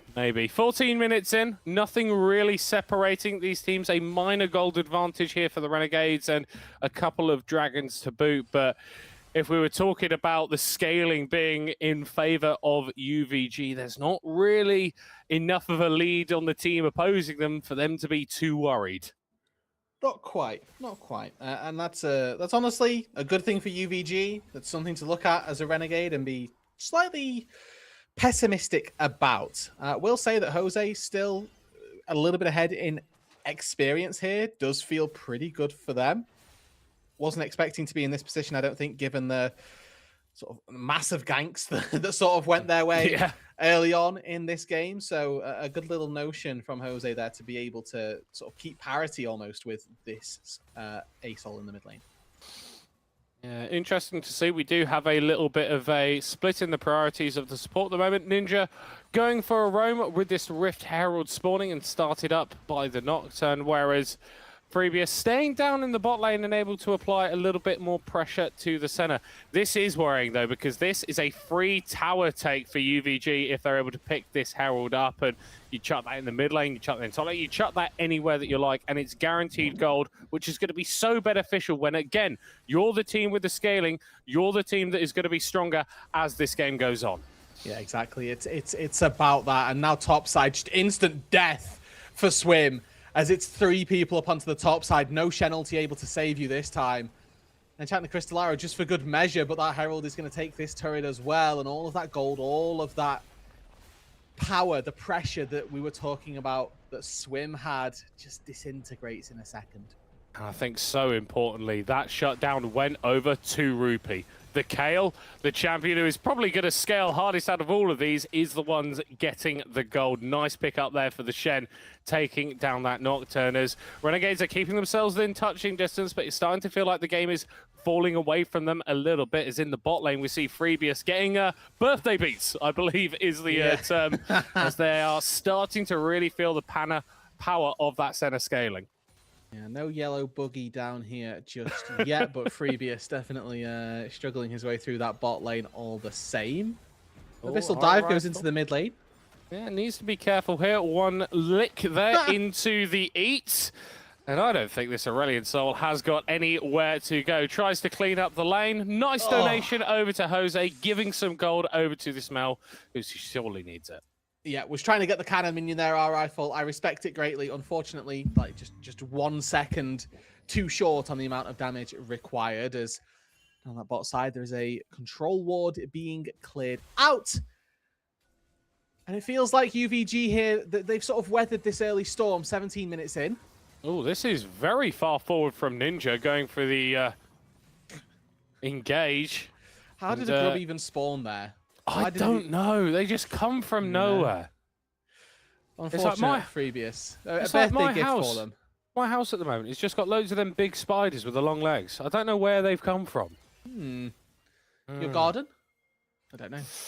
Maybe. Oh, -1 in the mid lane.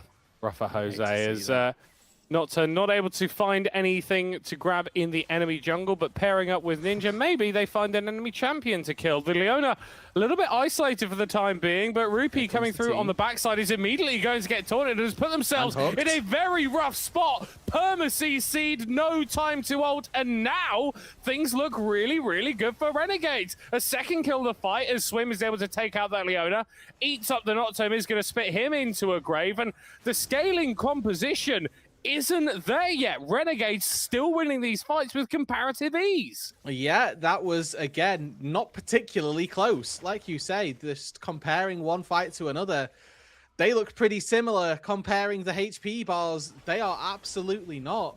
Just need to wait for this scaling composition to come online, but they're going fishing way too early here. They've not yet reached that Exodia point of power for their team. That's 3 dragons now picked up based off of 2 really bad fights that really ought not to have been taken. Yeah, and UVG came into this series as the higher seeds. They are who we're expecting to win this game just based on the nameplates. But when you draft a composition like this, you put yourself in a bit of a precarious position. And whilst I don't think that the Renegades have punished to the fullest extent, they are still fighting toe-to-toe with UVG and winning those fights. Flash forced in the mid lane here, so that does mean Jose is a little bit more exposed and vulnerable for the next 5 minutes or so. But we were promised that this series was going to be a lot less close, but it's feeling much like the first one here, that both of these teams still very much capable of winning this game. Just as I'd mentioned, UVG feel like they've weathered the early game storm. They continue to lose fight after fight, but it's eyes weirdly on this River Shen, on this top lane Tom Kench, who by the way took Exhaust Ignite into the top lane, has had no flash this entire game. Yeah, I mean, that's just a very rude summoner spell pairing that would get you banned from many custom ARAM servers back in the day. I mean, even now, you take Exhaust on ARAM, I'm looking very suspiciously at your... okay. Hold on. 3v1. 3v1 just about, but hey, it's another shutdown on Swim, and that's goal going over to the Nocturne. These are the things that Renegades really need to avoid. You can't slip up even once. Yeah, you can't just give over a 1-for-1 when you are the sole source of sort of an advantage. And unfortunately for Swim, yes, he finds another solo kill onto Rupee, is up 500 gold there.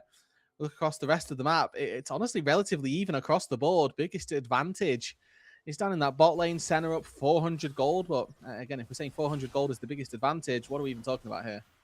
Yeah, not a real advantage, and that tower's taking a beating, so tower advantage potentially not going to exist for much longer. We do have both junglers converging towards the bottom side of the map, and once again, if you look on the minimap, our rifle just cheating towards the bot side out of mid lane. Every time this guy gets pushed, he goes into fog, makes the enemy bot lane just that little bit more nervous. We need to see if that can continue to happen here, as now Swim spotted out down in the bot lane. This is going to give Rupee once again a lot of time in that top lane. We haven't yet seen that swap come through. Very extended laning phases here. Well, looks like we found an abyssal dive into the mid lane, but at this stage in the game, trying to break down this tier 1 turret, going to be quite difficult. Oh, Jose's dead. Oh no, Jose's got a kill. No, Jose is the opposite of dead. Jose is delivered death. Yes. As Rupee continues with the split pushes. Nocturne is going to come down. That's going down into the bot lane. We've got an engage from Ninja, and Calvi is dead before we even see him on the screen. The ability to pull the trigger with the combination of the owner and the Nocturne just so potent. Yeah, that lantern, just a little bit of a sad feature, really, more than anything else, has marked the gravestone of their marksman here. Calvi having a bit of a tough time of things, 0, 4, and 5 on the Ashe. And I mean, that's expected, to be honest. Ashe versus the majority of these champs, pretty bad. 0-4, I'm pretty sure it's time for Calvi to get a triple kill. Oh, that's true. that is what comes next. That is potentially the path that we're going to see laid out for them. I like this, though, from Swim, recognizing that jumping onto Rupee is probably something that he shouldn't do at this point of the game, with how much mobility exists in terms of map movements on the enemy team. It's not laning phase anymore, buddy. No, and the Kayle itself, just at a certain point, will win the 1v1. It's just when, to be honest, and you know, we'll wait and see. We'll find out that at some stage the Kayle is going to be able to come out on top of that 1v1 with Nocturne on that top side recalling. It does give a little bit of time for Swim to be that little bit more aggressive. Looks like we may actually see a turret fall here, the first one for the Renegades. So with that dragon spawning in 30 seconds, it should be all eyes down on this bot lane, and Swim has found another solo kill. Oh, okay, no, well, it turns out that the Kayle doesn't win just yet. Jose really not having fun in the mid lane, victim of a bit of a drive-by there. And crucial death timers on the board. 2 key members being taken down, 1 for either team, with this dragon spawning in just a few moments. Okay, now let's see who can get down to this bot side in time. Looks like there's a commitment from Swim to try and take the turret as well. Does have teleport, but would probably want to spend this 2,000 gold that they have in their inventory before they make a play happen down on this bot side. So it's all about, for the time being, the Renegades just sort of sitting, waiting, but they've been engaged on. Ninja going in, the Nocturne is going to be following as well, and there goes the Aurelion Soul ult on top. Already Calvi out of the equation. No triple kill for the Ashe this time around. Tom Kench a little bit separated from the rest of his team as Freebius is just going to be going down. It's already a disastrous fight here for Renegades, and gets even worse as, I'm going to be honest, Rude Dude, I feel like they just got a little bit in their heads, a little bit turned around. And whoa, okay! No! No! Oh my word. I mean, the shed is dead. But Renegades will thank their lucky stars that he's in the jungle for him. How on earth did that steal even come through? A taunt, a flash, and a well-timed smite. Now, that might mean that Baron falls, but it does mean that they get the soul here. So, Omega Reed there with the Omega play, if nothing else, just diving in, body on the line for the team. Finds what is a big soul to steal here, as now the Baron is the focus. Yeah, and I'm going to be honest, you can't be too cavalier if you're UVG. They're going to have to pull away from this situation. They are going to be able to secure a kill onto the Ashe. Baron still wailing on the Aurelion Soul, though, who's going to have to flash away and ends up resetting. Crucial. Renegades, they get that soul and they deny the objective from their opponents. And that's like, therefore, massive win. The fact that they might even now look to turn onto the Baron themselves. I mean, Mel's going to need to be careful here. Jose can't really get focused out, but can fire a good amount of damage down. It's going to take a good long time for them to get through this. So there's an opportunity here for a contest. Our rifle with TP, but I think even 20 seconds away. Just a little bit too long, and yeah, there we go. The Renegades, they're going to find themselves a Baron.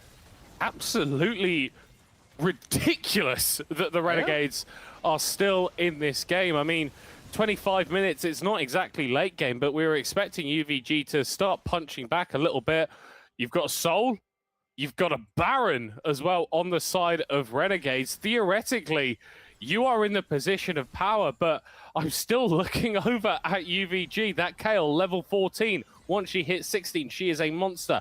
The Senna, the Aurelion, still stacking up. It's all about, do Renegades have enough in the tank to get over the finish line before the other guy's motor really sets them off? Double stun going on to the front line as Leona coming in. Senna with a bit of shielding over the top as now the play is on to Calvi, but for the first time in a long time, the Ashe survives the initial engage, and Swim is tanking them all up on the front side and manages to eat the Kayle. Still alive, still alive. The power of the Chemtech Soul is ridiculous. A huge fight for Renegades as they wipe 4 off the map. And with the Baron at their back here, Middlecourt, what are they looking for here? Sky might well be the limit. Wave comes in into the mid lane. Senna not a part of that fight in any way.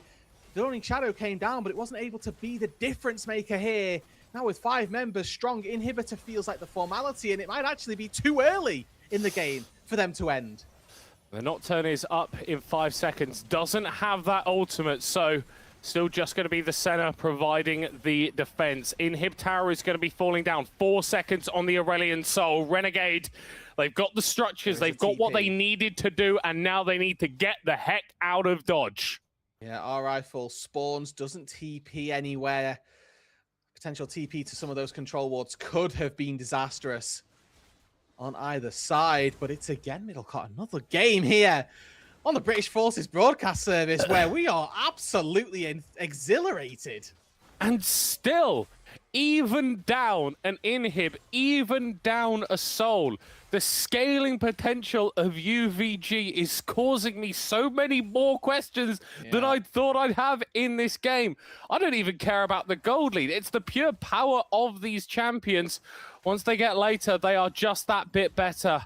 Ninja able to dodge away from a potential hook there, but Senna now being caught by the tongue lashes. There is very little support coming out here from Swin, the Nocturne in the area, but they've managed to successfully split apart UVG and pick up the Leona as a formality.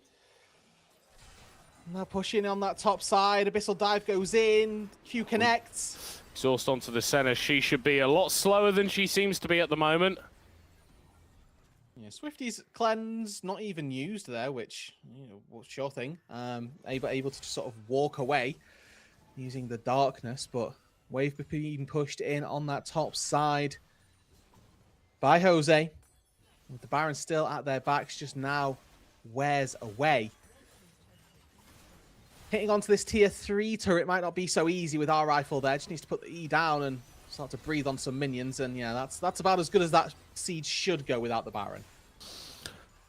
I would say mission accomplished for Renegades. They're able to take down that tier 2 structure in the top side. There's only one remaining tier 2 tower here for UVG, but crucially, getting that inhib down in mid gives you permanent mid lane priority. And when you've got this Elder Dragon Soul spawning in under a minute's time, that priority could be so crucial for securing your position on the objective.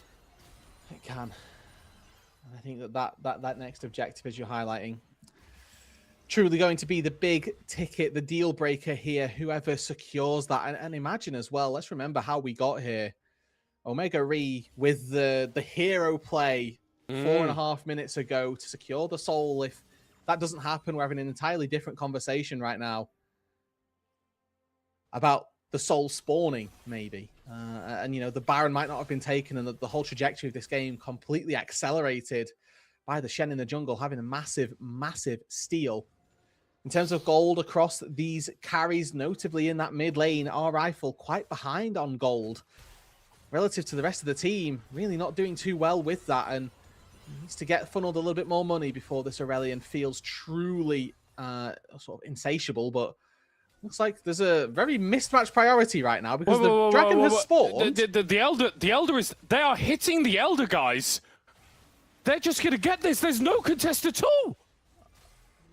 Oh no, UVG, you can't feel that that is anything other than a blunder, because yeah, you get the objective bounty, yeah, you get that mid lane tower, but you're going to have to deal with these guys for 2.5 minutes where they automatically win every single fight. I think that the argument here is that they're just waiting for level 16s to come through. But I don't know that I just agree with that argument at all. Giving an Elder never feels like the right call. And maybe they'll hit level 16. Maybe they'll win the fight up against the Elder, and I'll be sat looking silly. Or, alternatively here, they could be looking to say the Elder doesn't actually do anything. We can wave clear. It's the Baron that we need to be worried about. But again, even if they get the Baron here, surely just uncontested, because you can't fight up against the Elder. So they're planning on giving the Baron anyway. Like, the whole sequence just doesn't make logical sense to me. It's a rough situation that UVG find themselves in.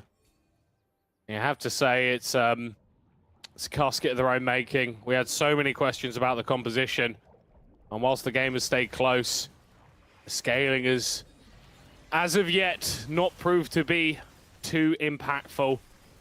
Rupee, our rifle, still looking for those crucial level 16. Maybe they're going to have one opportunity to get those off and survive an Elder fight. Push in the mid lane here as they're just trying to beat back this inhib wave, deny Renegades the opportunity to fight them, but that Ash Arrow might just make the decision for them. That's a well-timed solar flare to keep the danger at bay, but our rifle is not going to get taunted, and the Aurelion Soul is just able to run on out of there. We've got an E going down onto that Nocturne, who is just gone, but only one dead, and this Elder is ticking away. Yeah, and they've got 30 seconds left to use it. I mean, they've got a massive wave in the top lane, which they've not utilized whatsoever. So instead, it's going to be an attempt here to recollect on a mid lane inhibitor. Meanwhile, Rupee has dinged level 16. Our rifle now also level 16 here. Aurelion Soul not going to get knocked up. Inhib goes down. Not quite a wave there at the tier 2, but so much damage being done to the members of Renegades. Honestly, it doesn't feel like they're the ones with the Elder. He's off now. Has faded away.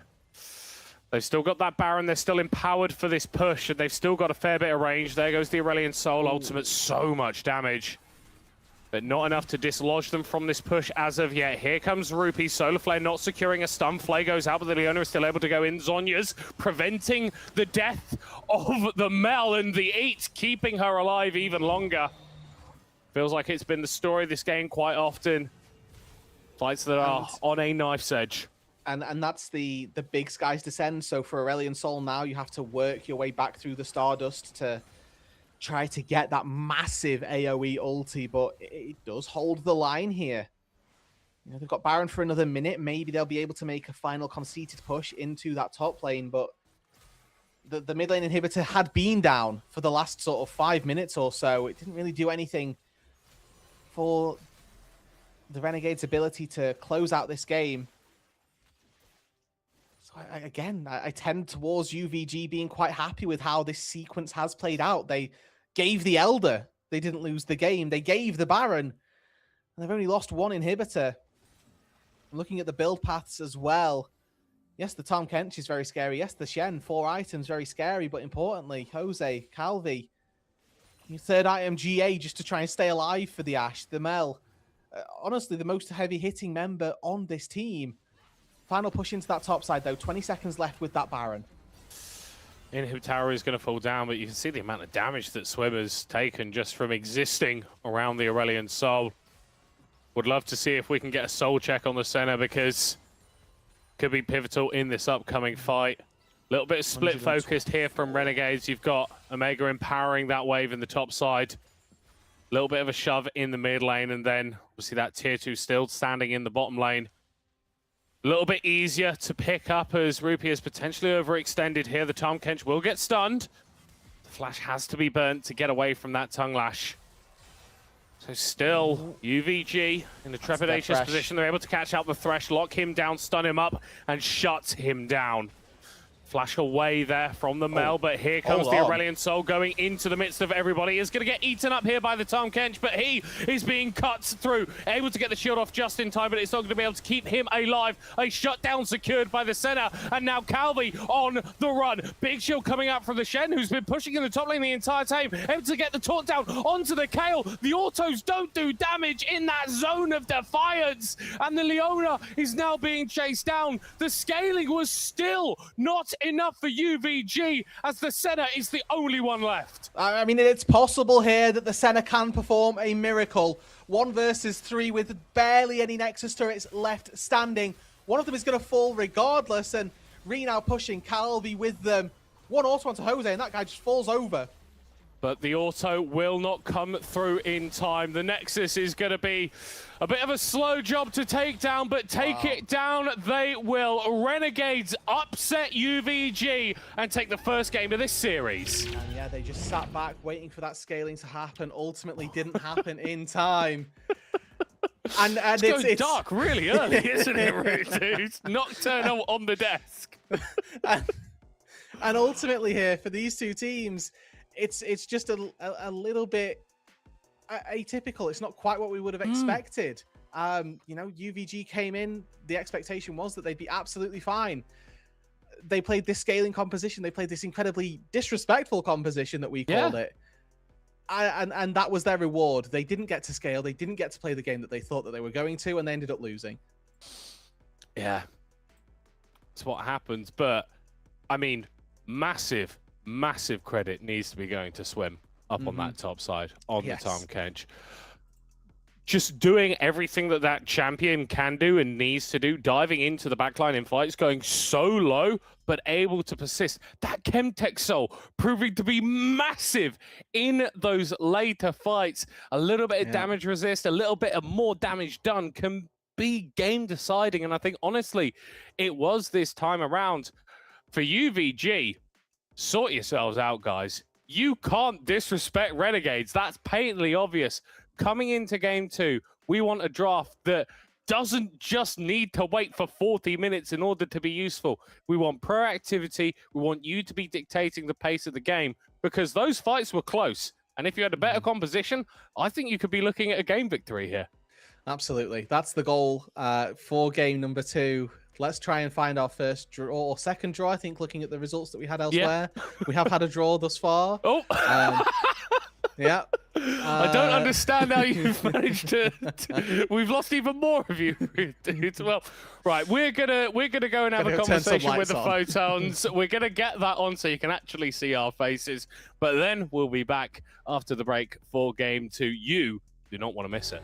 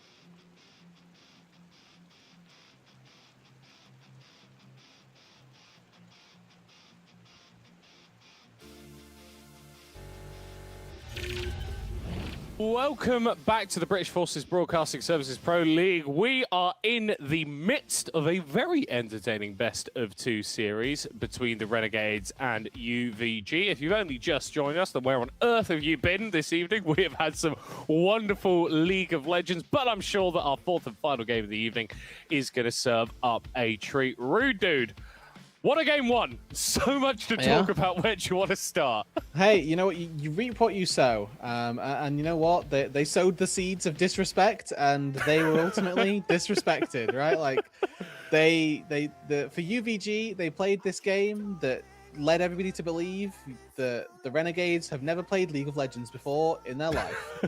And spoiler alert, at least 5 of their players had played League of Legends before. So that was a pretty good showing. Yeah, the scaling composition, we called it out as cocky, we called it out as disrespectful, but for the majority of the game, UVG were definitely staying within touching difference, definitely staying within that sort of deficit range where you can go, the scaling will eventually come online, but I think the stacking up of the neutral objectives was the real thing that sealed the deal for the Renegades, and how can we forget about that steal from Omega on the Chemtech? So real game-defining moment there from that guy. It really was, because that sort of led the entire sequence of events that followed afterwards. The fact that they flashed in and died actually started the Baron for UVG, which then got stopped by the rest of the Renegades, which then allowed the Renegades to find the Baron and sort of push that pace of the game a little bit further. If anything, for the Renegades there, it would have probably been sort of a different outcome had they not stolen the dragon, or even if that dragon had not have been stolen, because they wouldn't have then gone to the Baron and wouldn't have found as much of an advantage. So, you know, there was a complete butterfly effect that happened based off of that sort of snap split-second decision. Yeah, as we are heading straight into champion select for game 2, we've got side selection maintained. So once again, the Renegade's going to be on the blue.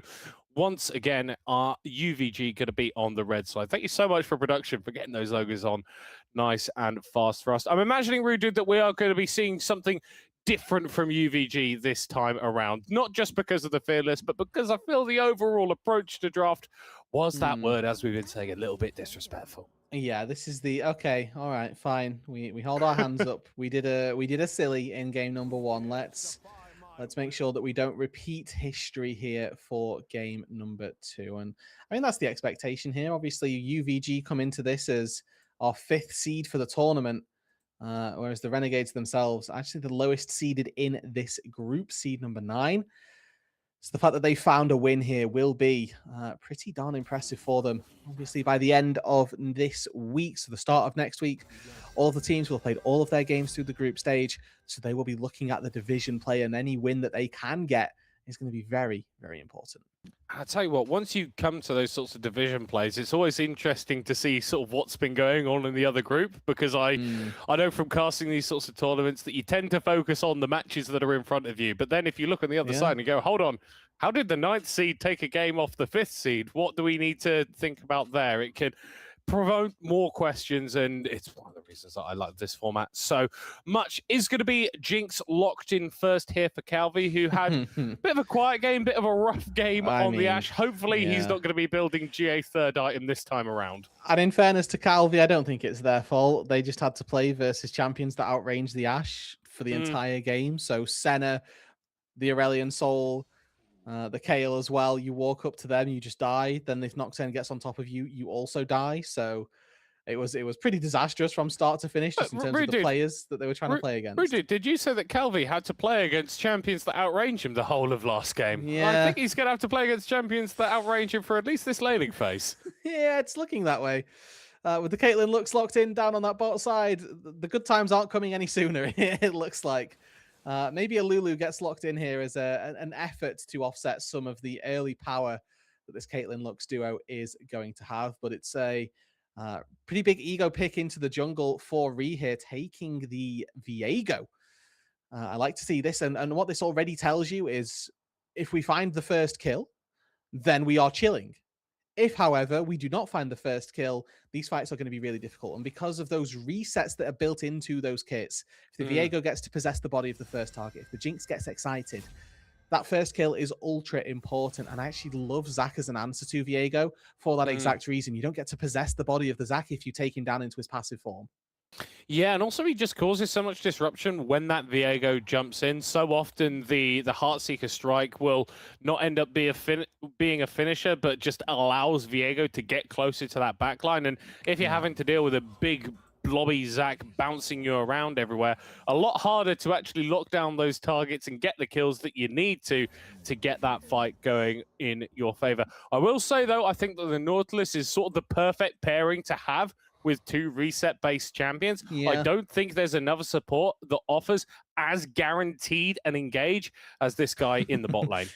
Oh, so I thought you were going to go somewhere else with it as a guarantee a reset, and I was hoping that we could have gone Katarina. Obviously not a great support, but would have been very good for content nonetheless. You are exactly right, though. Nautilus locks down a target, gets those resets, and makes it really easy for targets to be possessed more so than anything. Now, those second rounds of bans, I'm a big fan of banning big beefy tanks from the top lane. Sion still exists here, and I think that that could be an angle that we look at for the top lane pick. Curious to see, because at the minute we've got bot lane and jungle both locked in, and neither one of our solo laners. So somebody here from UVG gonna have to bite the bullet and say, well, I'll blind pick and then leave counter pick to that top side. Looks like we have got a Syndra being taken into the mid lane here. So that's the goal here for our rifle. Try to play safe as possible and make sure that the Syndra doesn't get bullied. Yeah, and it feels like what we're seeing from both these teams is sort of UVG have got so many ways of generating the first kill in a fight. You've got the pick from the Lux and the Syndra, you've got the Zac jumping in as well, and then Caitlyn can just provide that long-range damage. But on the side of Renegades, you really need to get that first kill in a fight. And if you really need to kill someone, Veigar's a pretty good champ for doing that. No, it is. And I love this pick as well, again, versus triple immobile carries with Caitlyn, Lux, Syndra. All of these champions are going to rely on their flash or death in order to get out of the baby cage. And now looking for that top lane pick to try to find something that can go diving with this Viego. Mwah. Chef's kiss here. The Gwen gets taken. It is blind, which means that there are possibilities for a counter to come on through. Yeah, but overall, I really like what Renegades have put together for themselves. I feel like both teams have taken drafting a bit more seriously this time around, and we've actually got two compositions that are very clearly defined, that have very clearly defined win conditions, what they need to do in order to succeed. For UVG now, you're maybe looking at something to just sort of throw a little bit of chaos into the mix, and when the enemy team has got a well-crafted composition that's got a very clear idea of what it wants to do, throwing a Singed is a really easy way to disrupt that. And this is just the full vibes champion right here. Singed, just run around, fling some people, have a great time, yell mush, mush, mush, and run around, and just that's it. Mix, mix, swirl, mix. Yeah. Oh, I love this champion. It's and honestly fits actually quite well into this composition, because if you're looking for backline access, the thing that Singed struggles with is CC. Now, obviously, there's a Nautilus there. But outside of that, you can probably run around the Veigar cage. Let's be completely honest. That's not really impeding you. No, so he probably just runs past everybody and goes and flings you into the team, and then you die. I just love that, like, the best counter to like any team composition is a guy who's been to the enhanced games. You know, like that's essentially what Singed is offering. But very slippery, very difficult to actually take down. And I think that something that we're forgetting here is that adhesive grounds you. That means that if you're Viego, you cannot cast ults. And it makes you a hell of a lot more vulnerable to the Lux, to the Syndra, to this long-range pick that can get you locked down. So, whilst it's a very mean champion, I think definitely has an angle here and definitely can be incredibly useful. Yeah, and it slows as well, which, you know, even if you have got a flash, even if you have got something like that, you can't use it. But I think that what this does is sort of pseudo-forces Calvi into going either, like, this is the worst game to suggest it, but this is the perfect Ghost Cleanse game for an AD carry, because you need to cleanse Scatter and you need to cleanse Lux Binding, but you also need to be able to outrun a Singed and outrun a Zac. So Ghost Cleanse AD carry, it's possible, you know? But yeah, I don't know. If my AD carries Locky in Ghost Cleanse, I feel like there's very little justification that they could offer that isn't going to that isn't gonna like make me worry still though. Like you can say, oh, it's really good, yeah, but like, okay, but what happens if they When they gank you flash on 3 you? times before 5 minutes? Like, what do you do after that point, you know? Yeah. At that point, we blame the enemy. We blame our jungler. Yes. That's the plan. I will say, Calvi, though, seems to be relatively heads up. Like, as much as we can joke about them building a GA third item on Ash last game, it made a lot of sense. Yes. And when you're on a hyper carry, your priorities are a little bit different. You need to just be doing damage, but it's not like the rest of his team around him isn't going to be providing that. If Calvi needs to take a little bit of a step back to ensure that he gets that first reset, I feel like he's the sort of player that will recognize that he needs to do that. Yes, absolutely. That sort of heads up play, the recognition of what their role in the composition is going to be really important. And that varies based on where the gold is allocated early on. There's a very real possibility that with this Nautilus in the bot lane, they can find advantages early. They can punish the Caitlyn looks and they can snowball Calvi. There's equally the possibility that Calvi gets bullied by Caitlyn looks and that Freebius goes... Bye-bye. You have a great time. You have an absolutely wonderful day. I'm going to go top and try and get a Fed Gwen because you're going to not do too much, which is then when we see QSS second item, GA third item, and the Imperial, the Immortal Shield Bow fourth, like that's the kind of vibes that you have to go for.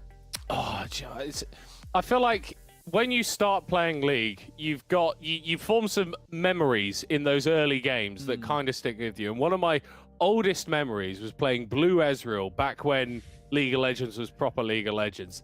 Enemy Hecarim disgustingly fed. I go back to base, build a full Frozen Heart, and the next time he jumps on me, he is not doing diddly squat. So maybe that's the angle coming out from Calvi, but I'm Frozen sure Heart, notoriously good prefer... versus Singed. Yeah. They'd much prefer to be building full damage the entire game and actually be able to do the things that a Jinx can do in this setup. And this is a really small thing here because there's not really a tank for the Renegades, but they've got Quadra AP and a Caitlyn, which is the dream setup for a Caitlyn. Any marksman will tell you, I love when there's no AD on my team because I just get to... Nobody's building armor. Why would people build armor when there's 4 AD or 4 AP? And when they do build armor, you're thinking that's like really wasted stats. So, I mean, the Caitlyn in this game is just going to have an absolute field day, churning through people's health bars. I will worry about their survivability once we get a little bit later, because I feel once like... I get my hands on them, the Caitlyn didn't turn off streamer mode. Oh, no! Eddie the Rizzler, my goat. I mean, now when we get you've to got say your name in a cool way. When you've got a name like Eddie the Rizzler, sure you want to broadcast that to the world, Like, let them know. Let the people know. Ah, yes. They're playing the Blobby champion as well. Oh, beautiful. On a scale of 1 to 10, how good a Rizzler is Zach? No, I don't want to do whatever you were going to say. Let's play this game. I was going to ask, do you know how they made the sound effects for Zach? No. If you know, you know. We'll talk about that in the green room. Anyway, Calvi has already upset Rude Dude because he has not got Ghost or Cleanse on the ADC, but I'm sure that the Flash and the Barrier will serve him nicely as we go forward. Very aggressive trading here from Rupee on the Singed, and the Ignite already burnt onto Swim. Okay, well, you know what? And one of the small things here that Singed is going to really do well with, Deathfire Touch. Probably the one of, if not the best Singed runes. Consistent DPS, really good, obviously. And being able to add that in alongside your running around and being a bit of a menace feels pretty good. And it's a complete change of pace as well for Rupee. Playing the Kale, playing the sit back, the scale, to now Singed. Yeah. Kale spends 30 minutes auto-attacking a wave. Singed spends 30 minutes emphatically not auto-attacking anything. Yeah. I'm intrigued how the mid lane matchup is going to go, though, because I think at least stylistically, in my mind, Syndra, this champion that can be quite aggressive in the early stages, whereas Veigar, it's all about farming those last hits with your Q to the point where your W has a 0.25 second cooldown and your R has a base damage of 8,000. Yes. Now, importantly, Jose here, I have witnessed a -1 on the first cannon with the Q, Oh, no. which, yeah, does not feel good to be missing out. Those baleful strikes, incredibly important. Can also sap your mana as well if you are using them sort of on cooldown to try to get those last hits. And you can already see there is a little bit of struggle there in the mid lane department. Sort of 10 CS disparity within the first 5 waves is not really what we're used to seeing. No, not at all. As we're seeing our first excursion towards one of the lanes here from Ree Omega. Spotted out by the ward in the Pixel Rush, but will be able to pick up the Scuttler. That is something that we should keep an eye on. This Viego likely going to be clearing pretty significantly faster than the Zac. Already thinking about a reset, although maybe now thinking about an excursion into the enemy jungle as Eddie the Rizzler is here topside. Swim has the flash, has the ignite, but doesn't have a lot of HP to play with, and they will just go down. First blood going over to that Zac. Yeah, dangerous to try and rizz up a girl with scissors, but ends up taking her down anyway. Is that personal experience? What is it they say? Gentleman never tells? I don't know. Either way, Swim going off to a slightly worse start than game number 1. No solo kills this time around, and it is, well, I'll say, largely owing to the fact that Eddie showed up, made sure that that was a slightly better gank than any that we'd seen from game number 1 in that top lane.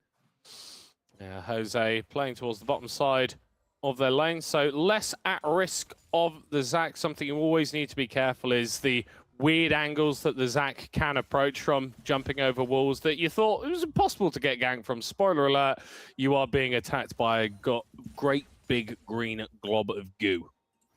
Wow. Try saying that 3 times quickly. That was difficult to say. Sort of started that sentence without too much of an idea of how it would end. Top lane Rupee with the level advantage. Again, just seeming very happy to throw this Ignite out onto Swim for pressure just to make sure that he gets a winning trade. And it's similar to how the bot laners have adapted this last couple of seasons. You just throw the barrier down in a trade to make sure that you don't take that little bit of HP. Rupee here on the top side sort of doing the same thing where it's just like, well, I'm kind of losing this trade. What happens if I ignite you? Oh, I've now won the trade. Crazy. As in the mid lane, our rifle here with the level 6 unleashes the power all over to Jose, who flashes away and still goes down. Yeah. That is late. Really, really rough. And he's a little bit too late, unfortunately, on that flash. And it's the beginning here of what we maybe were expecting from this series, where the hands check from UVG might just be that little bit better. Rupee able to hold their own in the 1v1. Similarly, in the mid lane, we're seeing our rifle now with a little bit of agency in the early game do some good work. I will say, though, in the bottom side, whilst you've got a potion advantage for the Caitlyn, whose name we do not know, Calvi hasn't been pushed too far behind, and actually with a momentary numbers advantage, Renegades have got the motion on this dragon. It's not burning down particularly quickly, though, as there goes the hook coming out from the Nautilus, proccing the Aftershock to stay alive. A flash, attempted stun on the backline here from Viego, but the Lux is able to get on out of there. Eddie the Rizzler still has that passive, so will not die to the ultimate from the Veigar, as meanwhile, this Viego still trying to get something on the backline, but will not be successful. A double kill going over to the Caitlyn, and yeah, this is looking like the UVG we expected in game 1. 4 for nothing overall, 2 for nothing in that skirmish. The dragon does stay alive, but we just don't quite have the items yet for the Renegades. Jinx yet to go back to base, so is throwing peanuts at them out of that rocket launcher. And similarly, we didn't have too many items coming through for Jose, for Omega Ree there, and looks like our rifle even continuing the, not necessarily disrespect, but the recognition of strength that they have. Scatter dodges out and another cannon goes down there without Jose claiming it, and it's a first plate being picked up. Crystalline Overgrowth there, starting to work its way back in, so if they want to walk up for another plate, it's theirs for the taking. Yeah, Dark Seal picked up for our rifle, already 4 stacks on that. Maybe we're going to see a Medjai's at some point this game, but crucially they've hit that breakpoint where a WQ just kills the range minions, and that makes it so much easier for the Syndra to exert pressure in the lane. Just gone 7 minutes, 2,000 gold lead here for UVG. Centralized in that mid lane and in the bottom lane. Calvi still just about picking up their items, but even with that later base, they are at a disadvantage compared to their opposite number. Yeah, and that's it. That's owing to those 2 kills picked up by the Caitlyn earlier on, able to go back to base, pick up the pickaxe instead of this longsword. So the Hex Optics rush is that little bit sooner in tow for Caitlyn over Calvi here. Slight advantage in terms of experience as well. Both of the bot lane is going to ding level 6 here, and I think this is the best window now to try to find something, try and find an all-in of sorts. Yeah, your item differential is being measured in components rather than completions. And when you've got the level 6 of the Nautilus, it's so easy to set up for the Viego, who's already around the bottom side of the map. Dragon is on the Rift and has been for a little while. We saw that earlier skirmish towards it where neither team was able to secure, but UVG taking another bite at the apple. Renegades still looking to contest, though. Trap plan goes down. Ninja playing in fog, looking for the bind. That's a big pick going down onto the Nautilus. A little bit squishier than most tank supports at this stage. No steal coming out on that Dragon. So first blood in terms of those objectives going over to UVG. His unleashed power expended to try to take out Freebius, who dodges away from the laser. Kind of holding their nerve there. Can be very easy to step back as soon as you see a skill shot coming your way, but knows that he's fine. Knows that they are able actually to walk it out. Can be very tempting to sort of panic, but Freebius able to niftily escape. Really loving this from Rupee on the Singe. Their ability to just ignore the Gwen has seen them stay even with farm, and then obviously once we get a little bit later, they are going to be making every single person on the enemy team quite unhappy. Here we are, Rude. I was wondering how long it was going to take. 9.5 minutes in, we have got the proxy coming out from Rupee, but they may be in a little bit of danger as there's multiple members of Renegades rotating over. Yeah, but equally, he's got a couple of friends of his own here. Looking for a pick onto the Gwen. Eddie the Rizzler not quite able to find any CC. The Cage locking people down, but only getting a stun onto our rifle. And it looks like both teams will think better of continuing the aggression. Yeah, there was a very sort of unanimous fear factor across both sides there. Neither one of them wanting to pull the trigger, and honestly, understandably so. I think that for our Rifle and Co, there would have been dangerous to try and take a dive in that situation, and equally, if it wasn't a dive, it looks pretty bad for Renegades as well. Lead in the mid lane continuing to extend in favor of our Rifle. Jose really, really hurting as it stands. The Void Grub's going to go down, which means that when those waves crash into the top tower, they end up doing a little bit more damage as Rupee a bit more secured in this proxy with the support coming out from Ninja 22. With them roaming down into the bot lane, it becomes really difficult for Calvi having to 1v1 this Caitlyn. How far behind they are is a very difficult thing to do. Rupee locked in the cage, but not locked down as Jose able to walk on out of there. But that's a wave missed in the mid lane for Jose there. Again, very important that you're getting as much gold as possible on this Vigar. You're spending time walking around across the map. That's stacks that you're not getting. That's gold you're not infusing into your build. There's a pretty big miss here, and now Rupee once again going for it. Able to get the flip. The flash is not going to be enough to save Swim this time around. A second death of the game for him. It's 5-0 for UVG that have dusted themselves off after game one and taking things a bit more seriously. Yeah, and it's a very sort of a difficult play pattern to try and adjust yourself to here. Rupee has been spending the entire laning phase just walking either at or around Swim.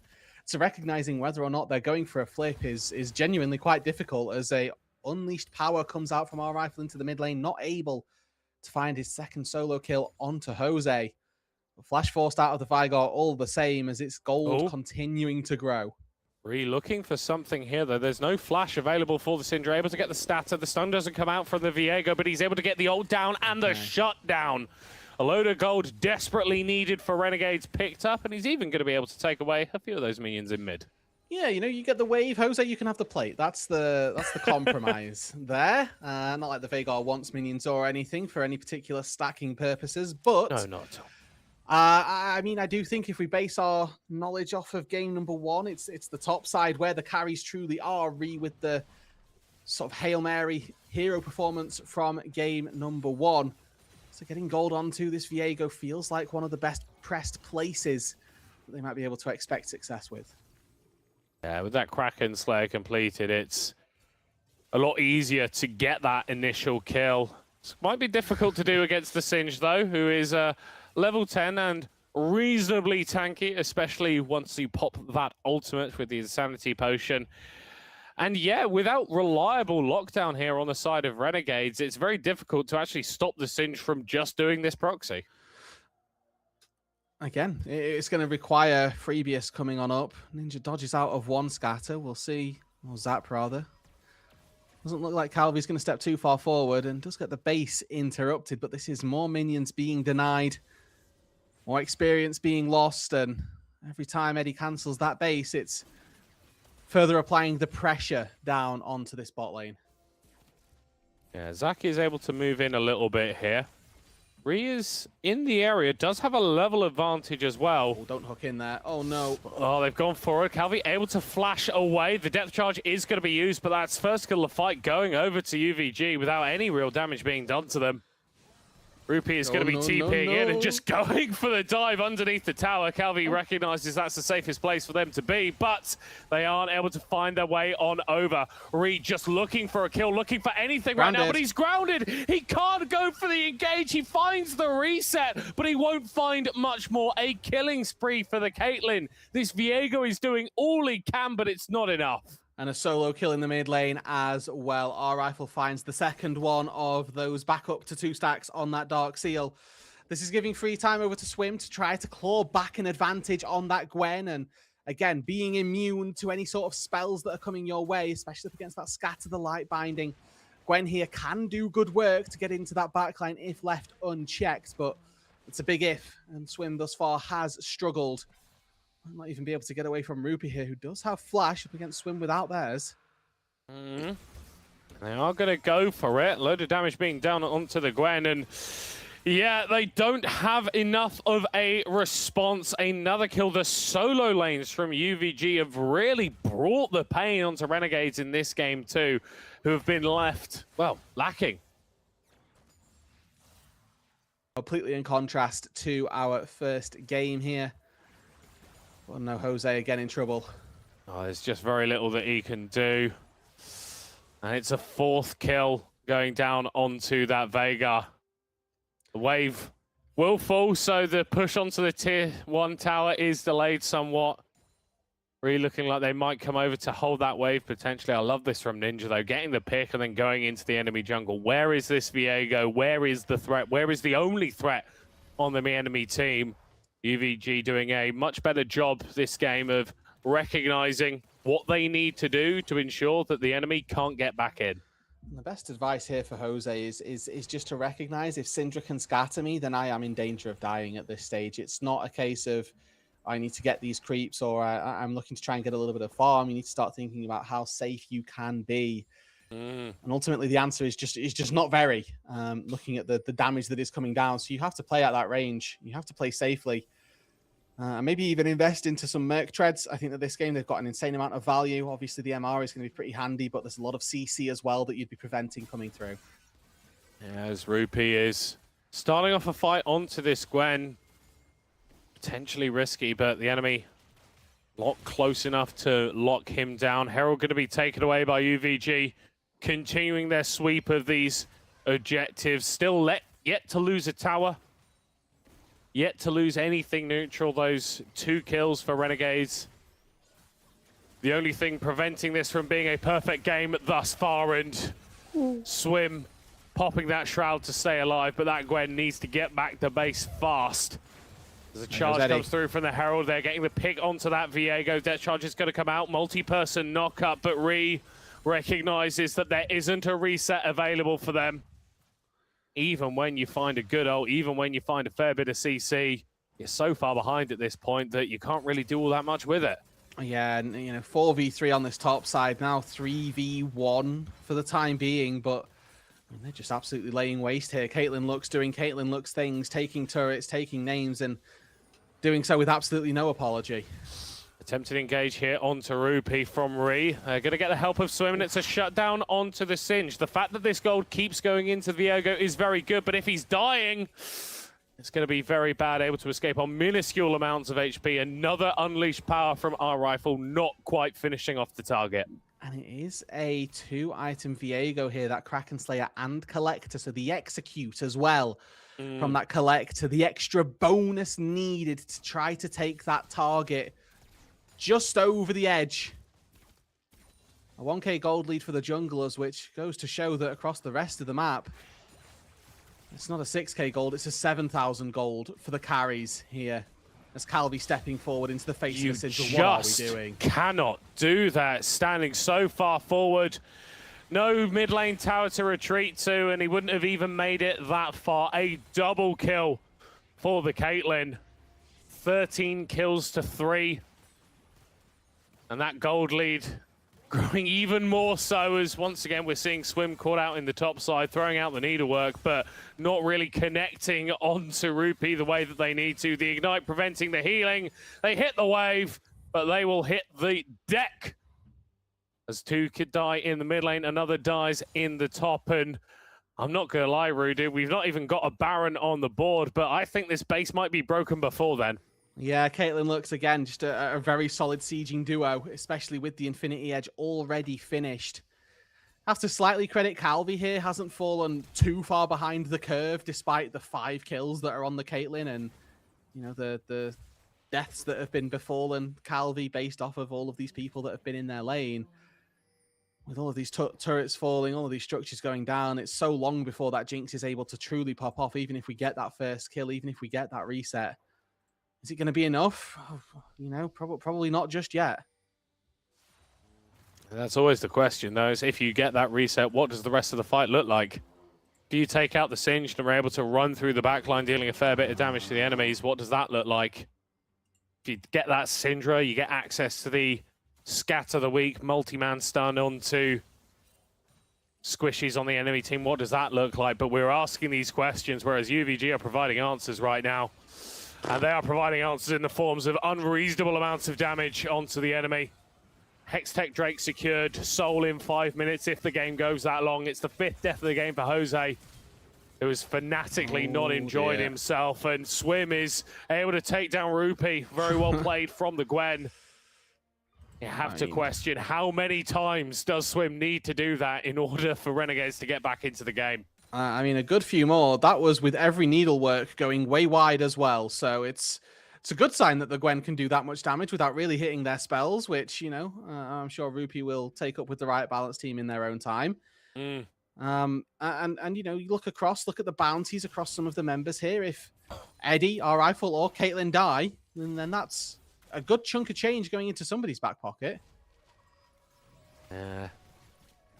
If they die. Yes, it's a very big if, isn't it? It's a very big if. Only 4 deaths shared between UVG. No surprise to see 2 of them on the Singed, but Caitlyn has been very difficult to lock down.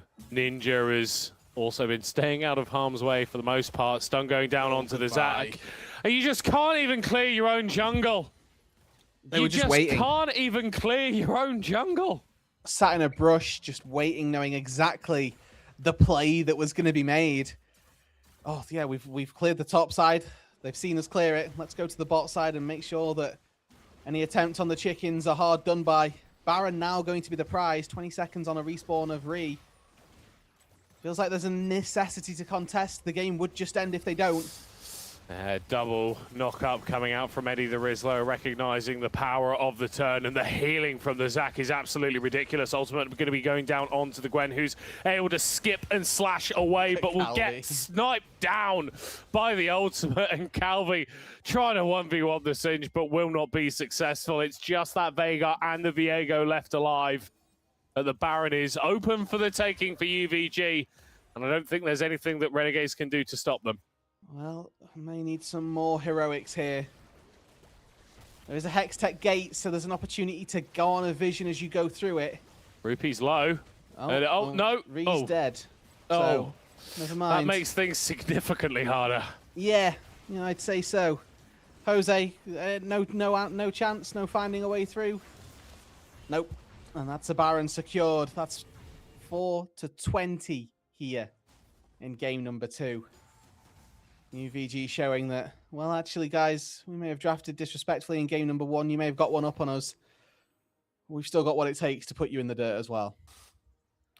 And with how close the first 3 games are today, I feel like maybe we needed a little bit of a reminder, Rude Dude, that sometimes the better team does just win. And going into this series, we would have characterized UVG as the better team. We saw the hope from the Renegades in game 1, but the tools that UVG have drafted for themselves, Renegades just feel like they're in a little bit of a hole.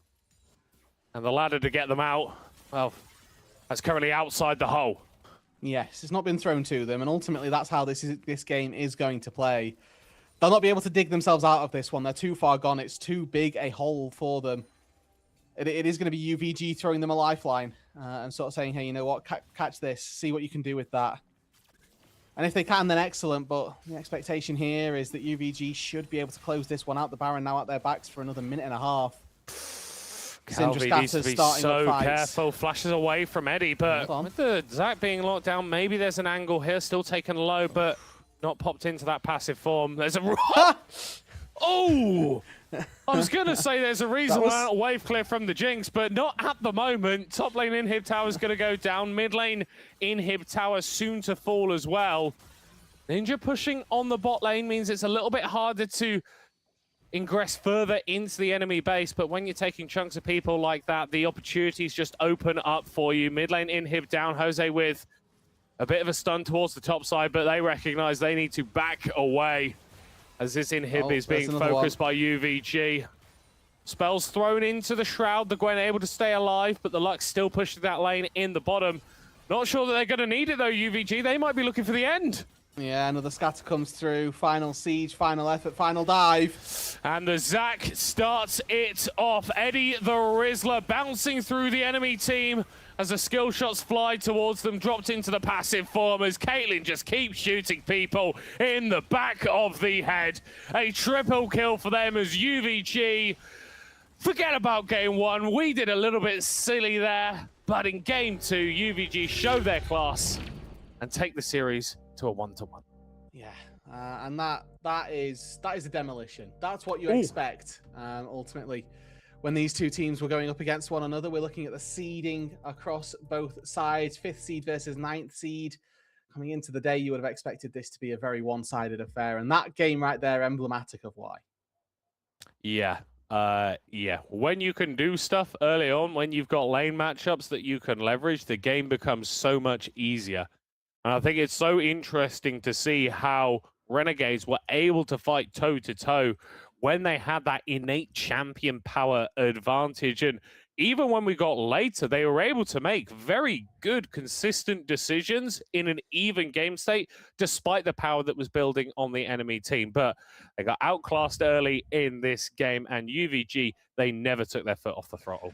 Yeah, and that's the way to play this ultimately, is that when you've got that lead, just hang on to it, do what you can to keep pushing it. And I think that Eddie did a really good job on the Zac, even at the end there, just saying, all right, my job is go in. I've got a passive. I don't care if I die.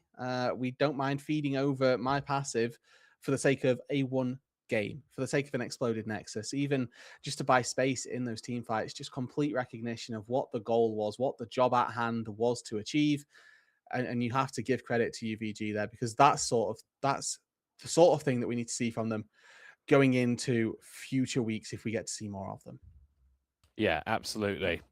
Maybe like 2 of you can play scaling champions. Maybe that's fine. But like get a little bit more action going. I do really want to shout out Eddie the Rizzler. I feel like he was phenomenal. But that Syndra in the mid lane as well. Yeah.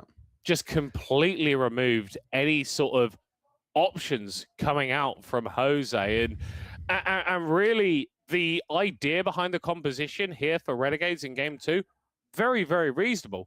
Like if you just kill that first guy in a team fight and then you win, a lot of things tend to fall away. A lot of things tend to not matter. Sounds pretty good. But it really matters getting that first kill in the fight, which just never seemed to happen. Yeah, exactly. It's all about, can we do that very first thing? Can we get that first bit of damage to get the kills over the line. And ultimately, if the answer's no, then the entire composition falls flat on its face.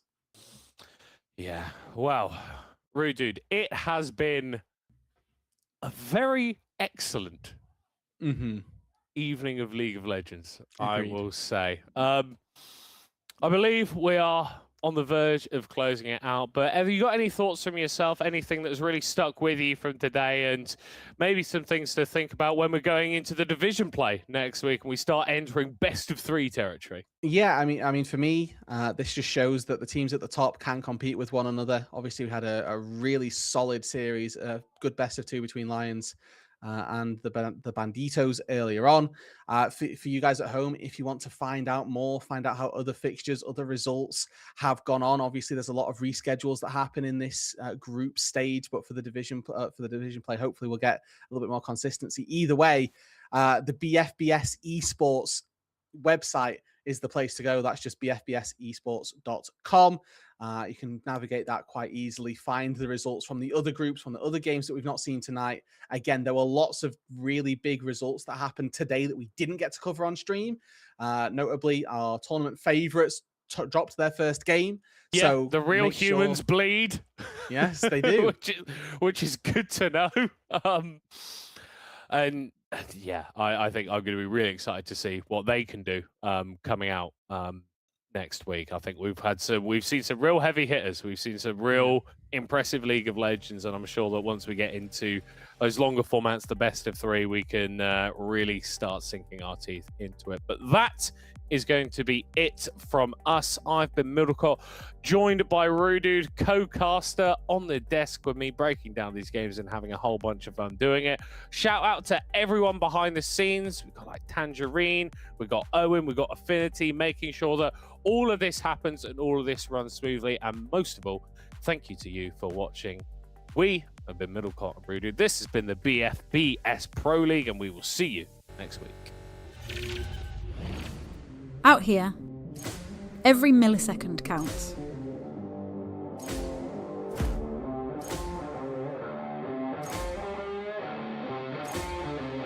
And in here, every millisecond counts too. Never let delays ruin the action.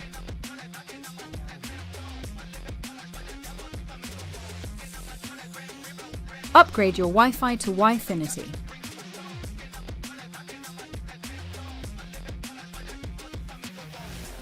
Use code BFBS50 to get 50% off your first 3 months.